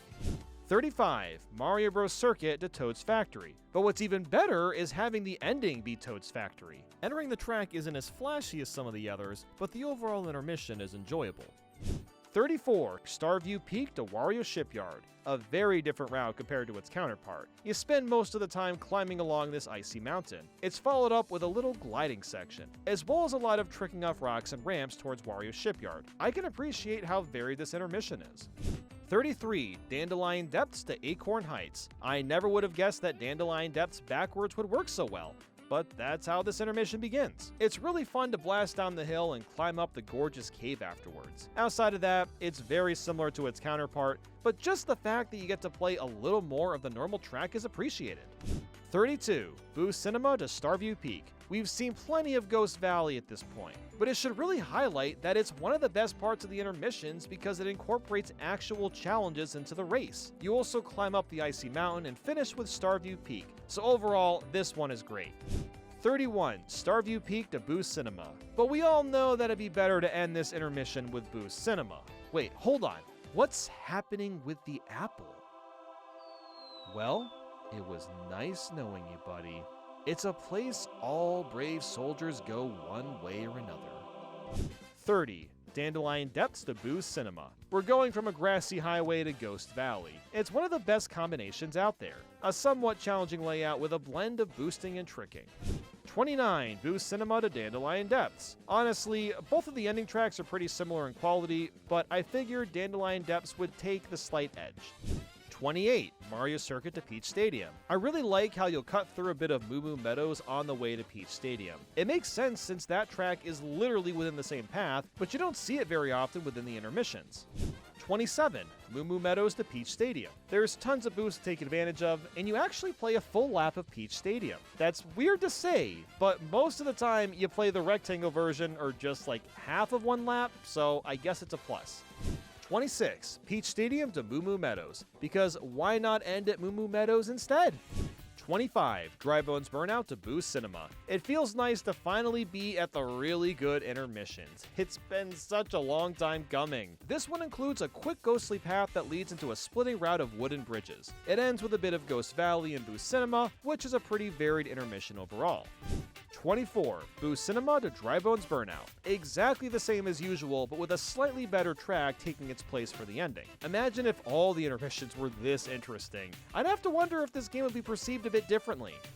23. Dry Bones Burnout to Bowser's Castle. While there's a pretty long straight section with water, it's got plenty of rocks and dash rings to plow through, and the rest of the intermission is pretty fun to tackle. It's one of the rare instances where you fly up to Bowser's Castle too. 22. Bowser's Castle to Dry Bones Burnout. And this is more of the same, with the only difference being the Big Donut. While I'm still not a fan of driving through that, the rest of the intermission more than makes up for it, so it's not that big of a deal.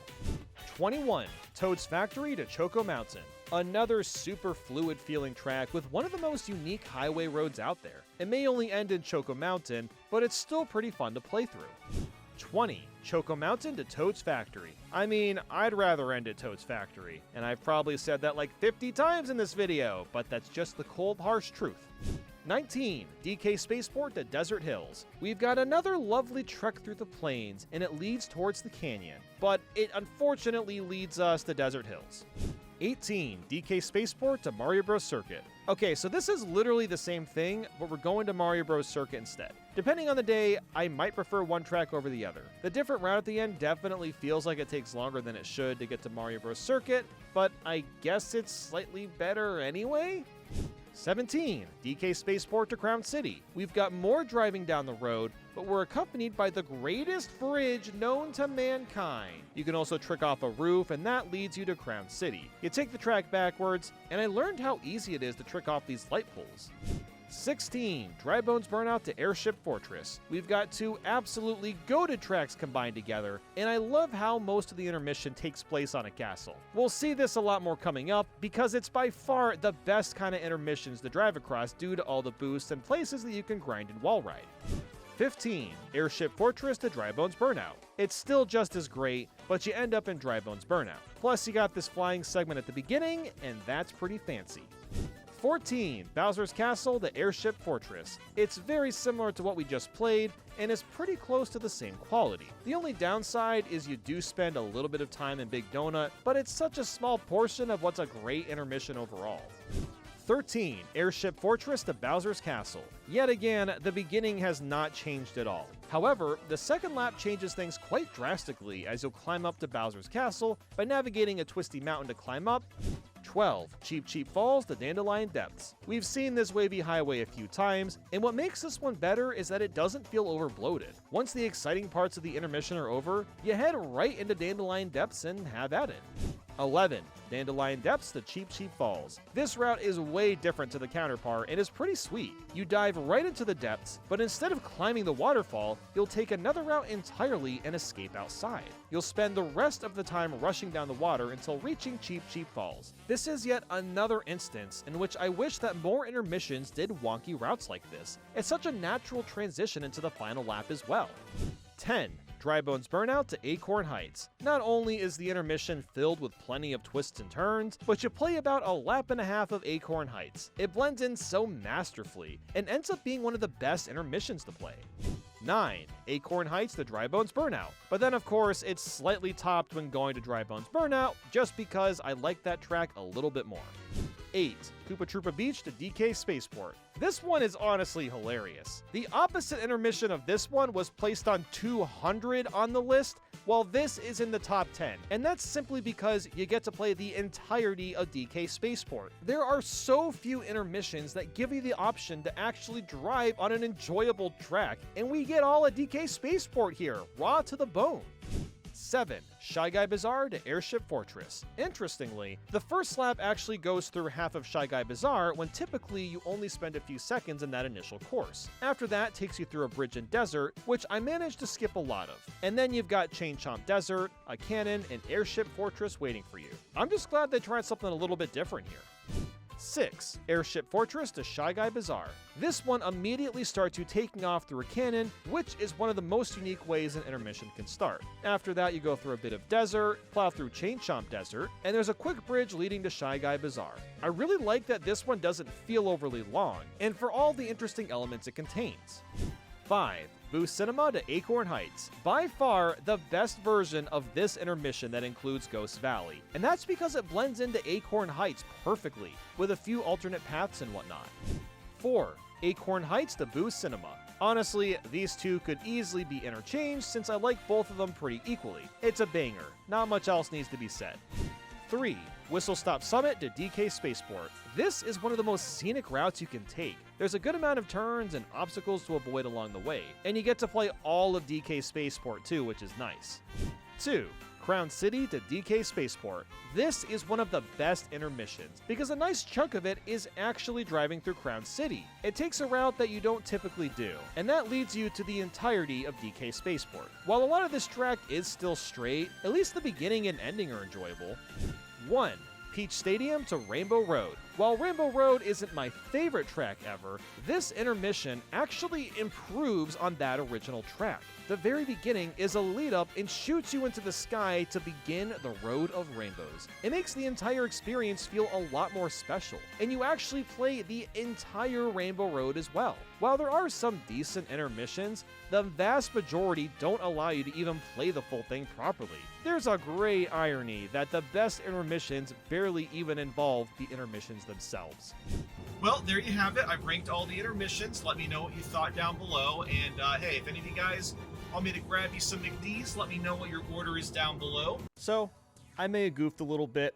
I'll be completely blunt. When it was June and when the Switch 2 came out, I was really trying to push out as many videos as possible on the main channel.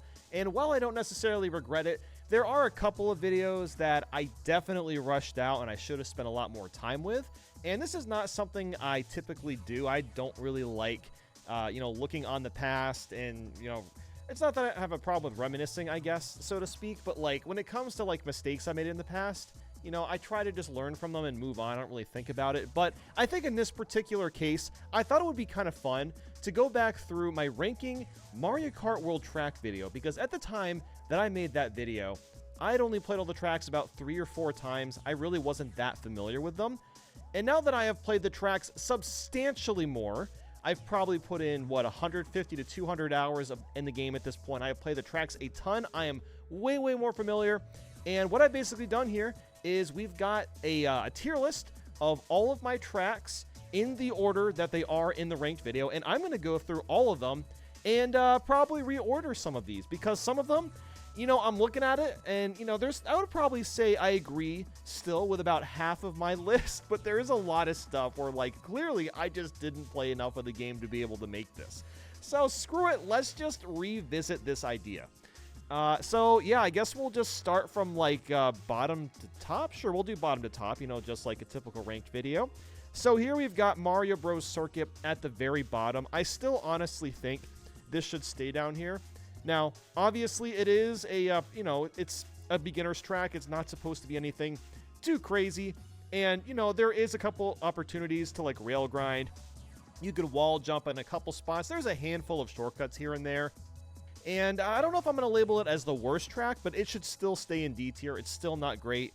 Now, the one that I don't know why I did this was Crown City. I want to talk about Crown City. And I think my thought process at the time was like, oh, I'm just driving on roads, like boring looking roads.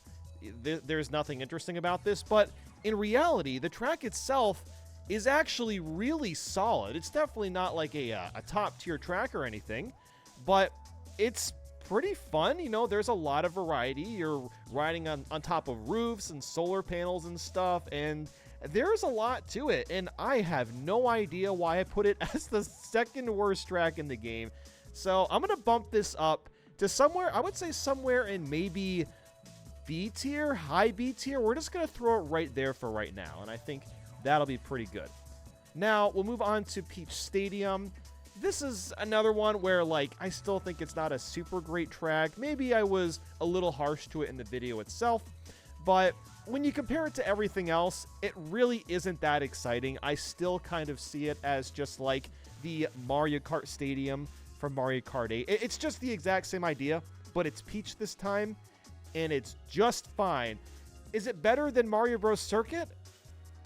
I don't know. I mean, they're kind of on the same caliber. Like, I think both of them have the same amount of, like, interesting track layout, I guess, is the best way to put it. I don't know if I would say it's better or worse. It's kind of on the same level as, like, Mario Bros. Circuit. Now, moving on to Starview Peak, I'm also still pretty happy with where this one is. I mean, this track is, again, it's fine. It's a really, really cool area. You know, it's Mario Galaxy themed. And when you play it in free roam, I actually like it a lot more in free roam because there's so much more in that building to explore.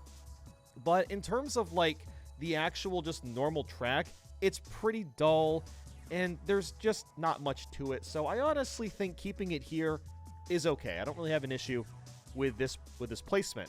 Now, Desert Hills, this one I do want to move. I actually think after a lot more examination, this is the worst one. I think it is even worse than Mario Bros. Circuit, because at least with Mario Bros. Circuit, you're introduced all the mechanics, whereas in Desert Hills, there's just nothing. Like, maybe there's a couple of, like, random spots that you can technically wall jump, and sure, there are shortcuts through the sand if you have mushrooms, but for the most part, it's really boring to look at. It's just desert. It's not even the most interesting desert track that they could have picked. Like, why not the desert track from Mario? It's slipping my mind. The one from Mario Kart Wii, Dry. I'll throw it on the screen. It's the desert track. Why can I not remember this? You know what one I'm talking about, though. That would have been a way better pick than this. I just don't understand. So yeah, it does absolutely nothing to show off the new mechanics in the game, and it's just not that fun. I mean, yeah, sure, you do have the Super Mario Land references instead of the Pokies. I guess that's kind of cool, I suppose, but I still don't think it's all that interesting. So, yeah, I think I'm going to keep this at D tier. You know what? I like my D tier a lot more. I think I'm a little bit more happy with this. Now, moving on to Wario Shipyard. I still don't think this one is that good, but I am going to move it up. I'll probably move it up.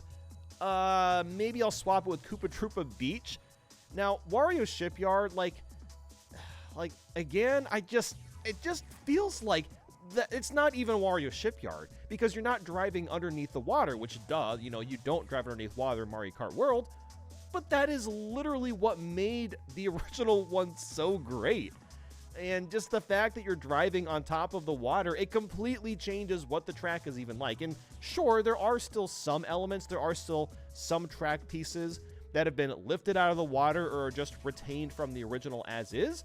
And there is a lot of really cool, like, rail grinding spots. There's, like, this random rock halfway through the middle that you can rail grind on. And, you know, there's, I think, like, near the end, like, off of the cannon, you can grind off of, like, some, like, wooden planks and stuff. So, again, it's not the worst track ever, but it really got a serious downgrade, and I still don't think it's that good.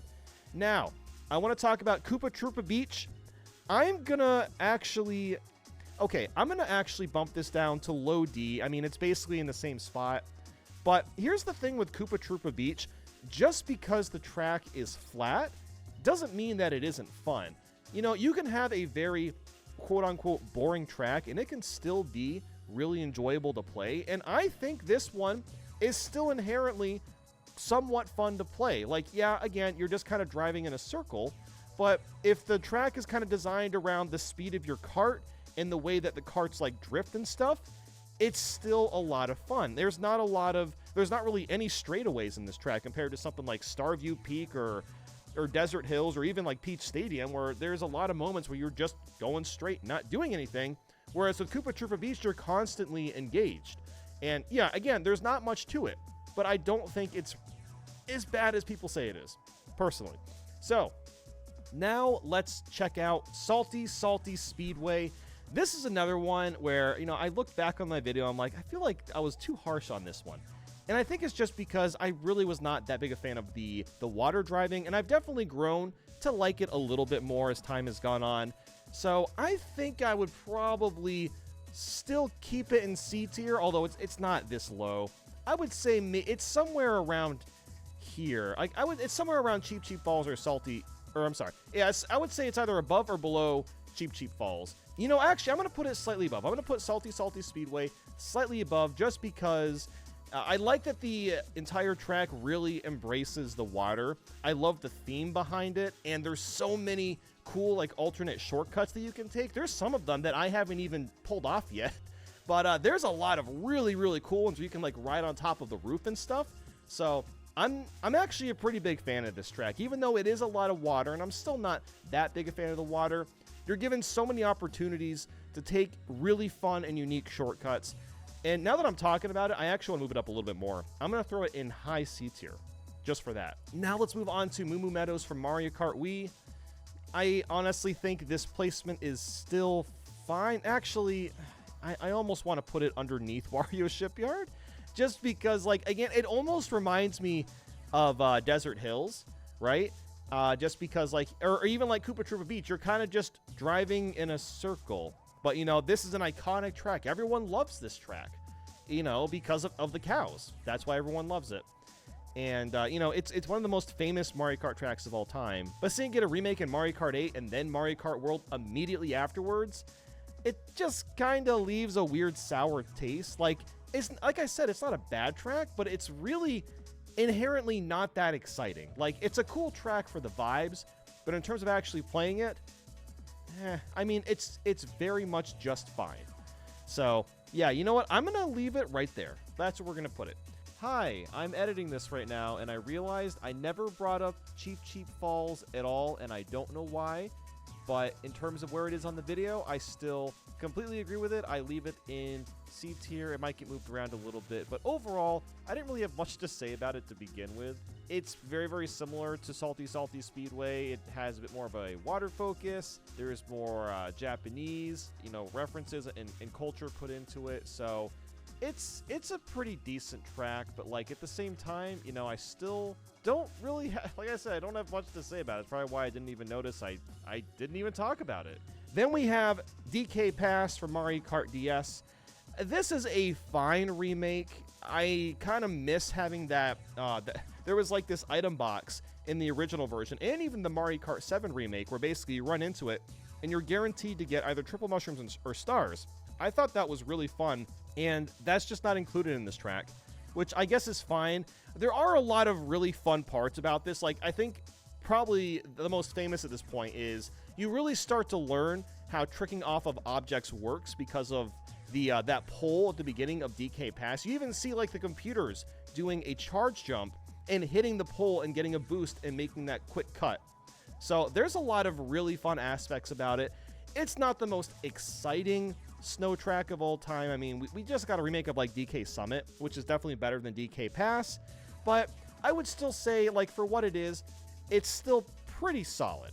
So maybe honestly, these could almost be like, now that I'm thinking about it, these could almost be B tier, right? So I think we're just going to throw them right there. So now let's move on to Sky High Sunday. And yeah, this one got one hell of a glow up. It's still not an incredible track. You're still just kind of going in an oval, but there's a lot more to it. There's a ton of places to rail grind. There's just a lot of different and interesting routes that you can take in Sky High Sunday. So I'm going to go ahead and leave that one here. I think this is totally fine. So next, let's move on to Faraway Oasis. One of the, I don't know if I would say it's the most interesting or unique track of all time, but it is themed around a bunch of real-life animals, so I guess that's kind of cool. And it does a really good job of blending in, a couple of water sections, and there you get a lot of like height in a few places. So there's a good amount of variety with this one. There's a couple of different alternate paths as well. I really like the music in this one too. And yeah, that's really all I have to say about it. Like, it is fun to play, but it's also not super memorable. It doesn't really have anything that like really makes, it really is like, it doesn't really have anything that like really clicks with your brain. Like, oh yeah, like when the track comes up, whenever I see Faraway Oasis show up when I'm playing, I'm like, oh, cool. But I'm not like, oh, hell yeah. You know what I'm saying. Anyway, after that, we have Peach Beach. This one is kind of weird. I still think it probably belongs in B tier, despite the fact that it is really cool that it got a much more expansive remake, and it really goes into the town itself after the first lap. That's really, really cool that it did that. But with that said, the last lap is kind of just whatever. I mean, you're driving through the water, and it's very straight, and it's really not that exciting. But that's really it's such a small portion of the track that I don't think it really hinders the overall course very much. So I still think it probably belongs there. Now for the next one, we have Mario Circuit. I probably ranked this one way too high. I think this belongs in C tier. It's kind of like on the same pedestal. I'm actually going to put it above Moo Moo Meadows. It's kind of in the same ballpark as like Koopa Troopa Beach and Moo Moo Meadows, where they're very iconic tracks, everyone knows them, and just because they're basic, it doesn't mean that they can't be fun to play. There is something very fun about nailing drifting and nailing boosts while going across a bunch of turns, and Mario Circuit, while it is a course that's been remade a gajillion times, it tries something different. It has Mario Circuit 1, 2, and 3 combined, which is really, really cool. So I think it's still like a really fun track to play on, despite the fact that it is very, very simplistic. Just because it's simplistic, that doesn't make it bad necessarily. So yeah, I'm going to leave it right there. I think that's probably a good spot. Then we've got Dandelion Depths. I think I could probably move this one up to like a really high B. This is a really, really great track. It really reminds me of like Wooded Kingdom or something. That's all I can think of. It's a lot like Wooded Kingdom from Mario Odyssey. Even when you like go down into like the cave area, the general like atmosphere and the art style, it still kind of reminds me of that. But yeah, this is another one that is very varied. It's a lot of fun to play. Tons of spots for alternate routes. There's like that huge wall jumping section that was like initially shown when wall jumping and I guess like the rewinding was first shown off. So yeah, I'm gonna give this one a high B. I think it probably belongs around here. Now we've got Choco Mountain. This is another one that maybe I was a little bit harsh on. Maybe my reasoning didn't necessarily make a lot of sense, but even so, I still don't think it's that great of a track. It's still fun, but like, it's not Choco Mountain. It's just not. Like, yeah, sure, you can say that like the brown stuff on the side is chocolate. I'm sorry, it just doesn't look like it. It doesn't look like it at all. Well, you're gonna tell me Charge and Chucks are running through chocolate? Like, no, they're running through mud because they're football players. Football players don't eat chocolate. I'm sorry, but that stuff is not chocolate, and you can't convince me otherwise. But whatever. The track itself is still fine. It's still fun. I'm probably just going to leave it here. You know what? Maybe, I'm just going to leave it in this spot. I think this is close enough. Now let's move on to Acorn Heights. This is another one where I think I should have ranked it a little bit higher.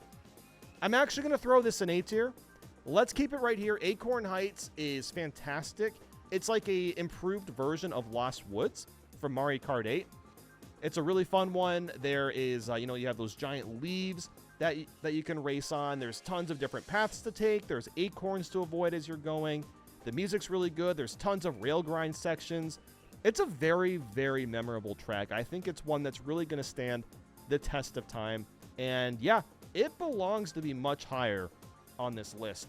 So now let's try out Shy Guy Bazaar. This is a really interesting one because this track has changed so much. It has changed a lot since we last saw it from Mario Kart 7. But I still wouldn't say it's like a super great track, but it has improved in a lot of ways. It's probably one of the most diverse tracks in terms of alternate different paths and routes you can take. You know, there are so many different grind rails, so many spots to wall jump, tons of different alleyways to like dip into. You can go onto the roof now. There's just all sorts of ways to play this track now. But I think even with that, the general track layout is still just kind of like whatever. Like, it's still just okay. But again, it was improved on a lot compared to Mario Kart 7. So I think putting it in high B tier is still great. Like, I probably would have put it a lot lower if we were doing Mario Kart 7. But yeah, this one's fine. It's also still weird to play it during the daytime. I'm not used to that yet. I don't know if I ever will get used to it.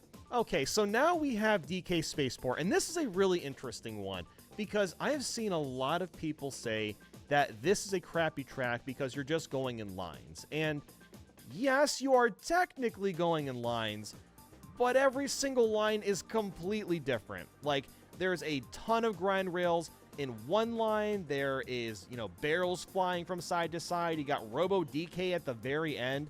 There's all sorts of stuff happening in every different corner, and I think just because of the massive amount of variety, and even just the fact that it is referencing 25M, it still makes it really fun. I think this is an incredible track. It definitely belongs in A tier, but I'm probably going to leave it in low A tier because, yeah, sure, you are still just going straight, but like, they did so much. Like, there's just so much stuff happening, so many different obstacles that you have to worry about that are super engaging. So I think leaving it there is probably fine. And then, yeah, Acorn Heights can still stay in that spot. Now let's do Great Question Block Ruins. I don't really disagree with this whatsoever. I think this should still stay in A tier. It's probably not my favorite track still, but I really like what they did. I love, you know, shooting off into the sky at the very end. Even like, I would even say like the intermissions actually enhance this track, since a lot of them you have to shoot into the sky to reach the track, which is kind of cool. But yeah, there's a lot of really, really great places to wall ride. The solo speed runs for this track in particular are absolutely insane. Not that that really has anything to do with the quality of the track, but that's just something to point out. One of the most fascinating tracks to watch get sped run. But yeah, I think I'm going to keep it right there. I think that's a good spot. Okay, then we have Toad's Factory. I think the quality of Toad's Factory is pretty similar to the one from Mario Kart Wii. I've heard some say that the Wii version is better than this one, but for me, it's very, very close to similar, and they honestly enhance a lot of stuff about it. I would say like the biggest thing in particular is the ending. You know, because there's that like metal piece or whatever that you can like cling onto, and then you can use that as a shortcut to try to, you know, get past all of that mud. And I think that is really, really fun. It's hard to nail, and if you can do it, it's super, super satisfying. I love the new ending. I guess the only questionable thing about Toad's Factory is the beginning. They add like this second floor on top, but there's not really much reason to ever go there. Like, yes, you can do it. You can climb up if you really want, but it doesn't really do anything per se. Like, I would say it's probably more helpful in free roam. I think there's like a peach coin or something you have to get in that particular section, but as a track itself, it's still really, really fun. So yeah, that one's got to stay in A tier. Then we have Airship Fortress. I absolutely love this track, and it's still great. There's not a lot that's too different about it. Like, I would say like the main thing is they've added in a couple of grind rails, especially at the beginning. And there's a couple of really fun like shortcuts that you can do with the grind rails in that first half of the track. But I don't know if I would say it's an S tier anymore, just because I think there's just so much more going on in the S tier tracks compared to this one, where this one still feels like a track that came from 2005 from the Mario Kart DS era. But again, that doesn't make it a bad thing. You know, it is absolutely gorgeous too. Honestly, it's one of the most pretty looking tracks outside of like Rainbow Road. It is a really, really stellar looking track, and definitely belongs to be an A tier. Now, at this point, when it comes to all the S tier stuff, I still agree with basically everything. However, I do want to skip ahead to Boost Cinema. I was being really stupid with Boost Cinema. I'm not going to lie. I was geeking out at the theme so much that I wasn't thinking rationally about the track itself. I still think it is fantastic, but is it the best Mario Kart World track? Probably not. It is very simple. The track layout is not the craziest. It's not the most unique. It is. Well, that's the thing. Like, yeah, you can say that it's not that interesting just because of the track layout, but still, it's just the visuals are just, they're super breathtaking in Boost Cinema. I would probably, I don't think I'm going to keep it in S, but I am going to throw it, I'm going to throw it in A tier. I think it at least belongs in A tier. We're going to throw it in low A. That does feel a little bad, but I think that's a little bit more fair to all the other S tier tracks because in terms of the actual layout, it is definitely more simplistic, and it does have maybe a couple of boring moments here and there just because the track layout, again, is just more on the simple side. But I think that's totally fine. I think we're going to go ahead and stick with that. So now we have Dry Bones Burnout. I've really grown to like this track the more that I play it. I don't know if I would say it's my absolute favorite, but I think I'm going to put it...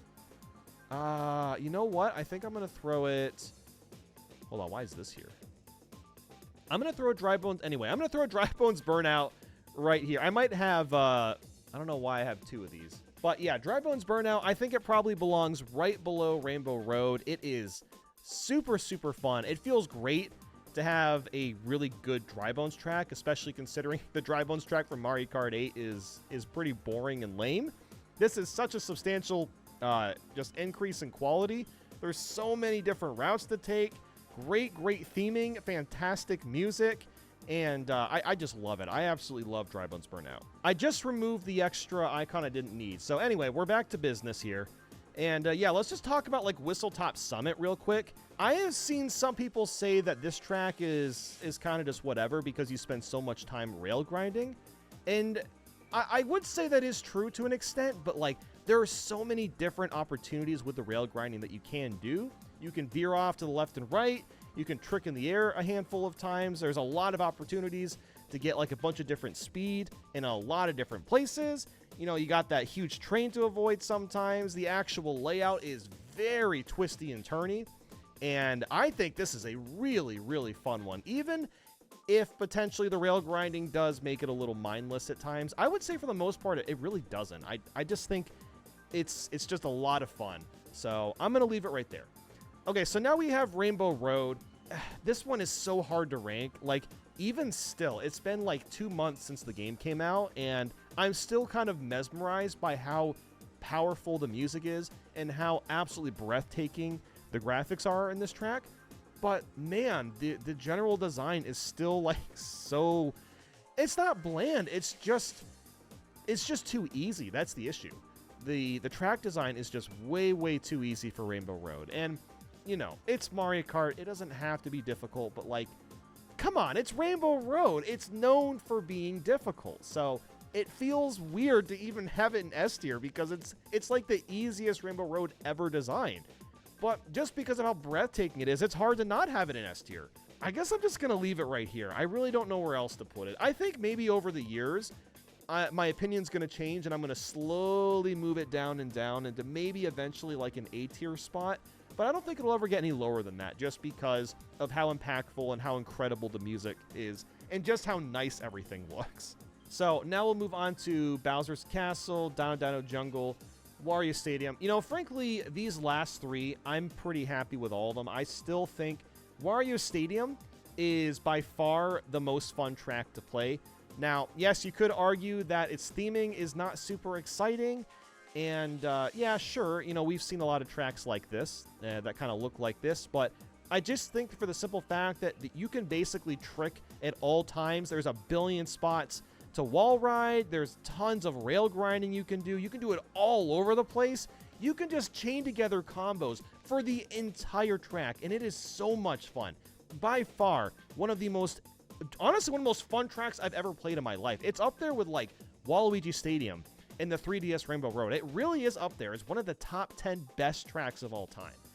Now, Dino Jungle, absolutely incredible glow up compared to the GameCube one and the Mario Kart 7 remake. And even those original versions are great. This one it's just even better. You know, the dinosaurs are much more intimidating. They get in your face a lot more. There's so many new alternate paths you can take. I love the one where you can like ride the dino's tail up to his head and get inside like the building. And then the building is like completely different. It's like a laboratory now. And there's a whole another like just like new route that you can take off to the left. There's so much stuff going on, and it feels so like well condensed and is just such an absolute blast. Definitely belongs in number 2. And then the Bowser's Castle. Well, I don't think it is the best Bowser's Castle of all time. I still think it is up there as like maybe like top 5. I don't know how Nintendo's ever going to top the Wii version of Bowser's Castle. I still think that one is going to be the king for like forever. But this one is so damn good too. Like there's just so many incredible spots that just feel so fun to play through. There's, you know, like all the other great tracks, tons of different routes you can take, lots of rail grinding spots. And then the end where you're like blasting forward and you're going faster just feels so good. And the music is super catchy.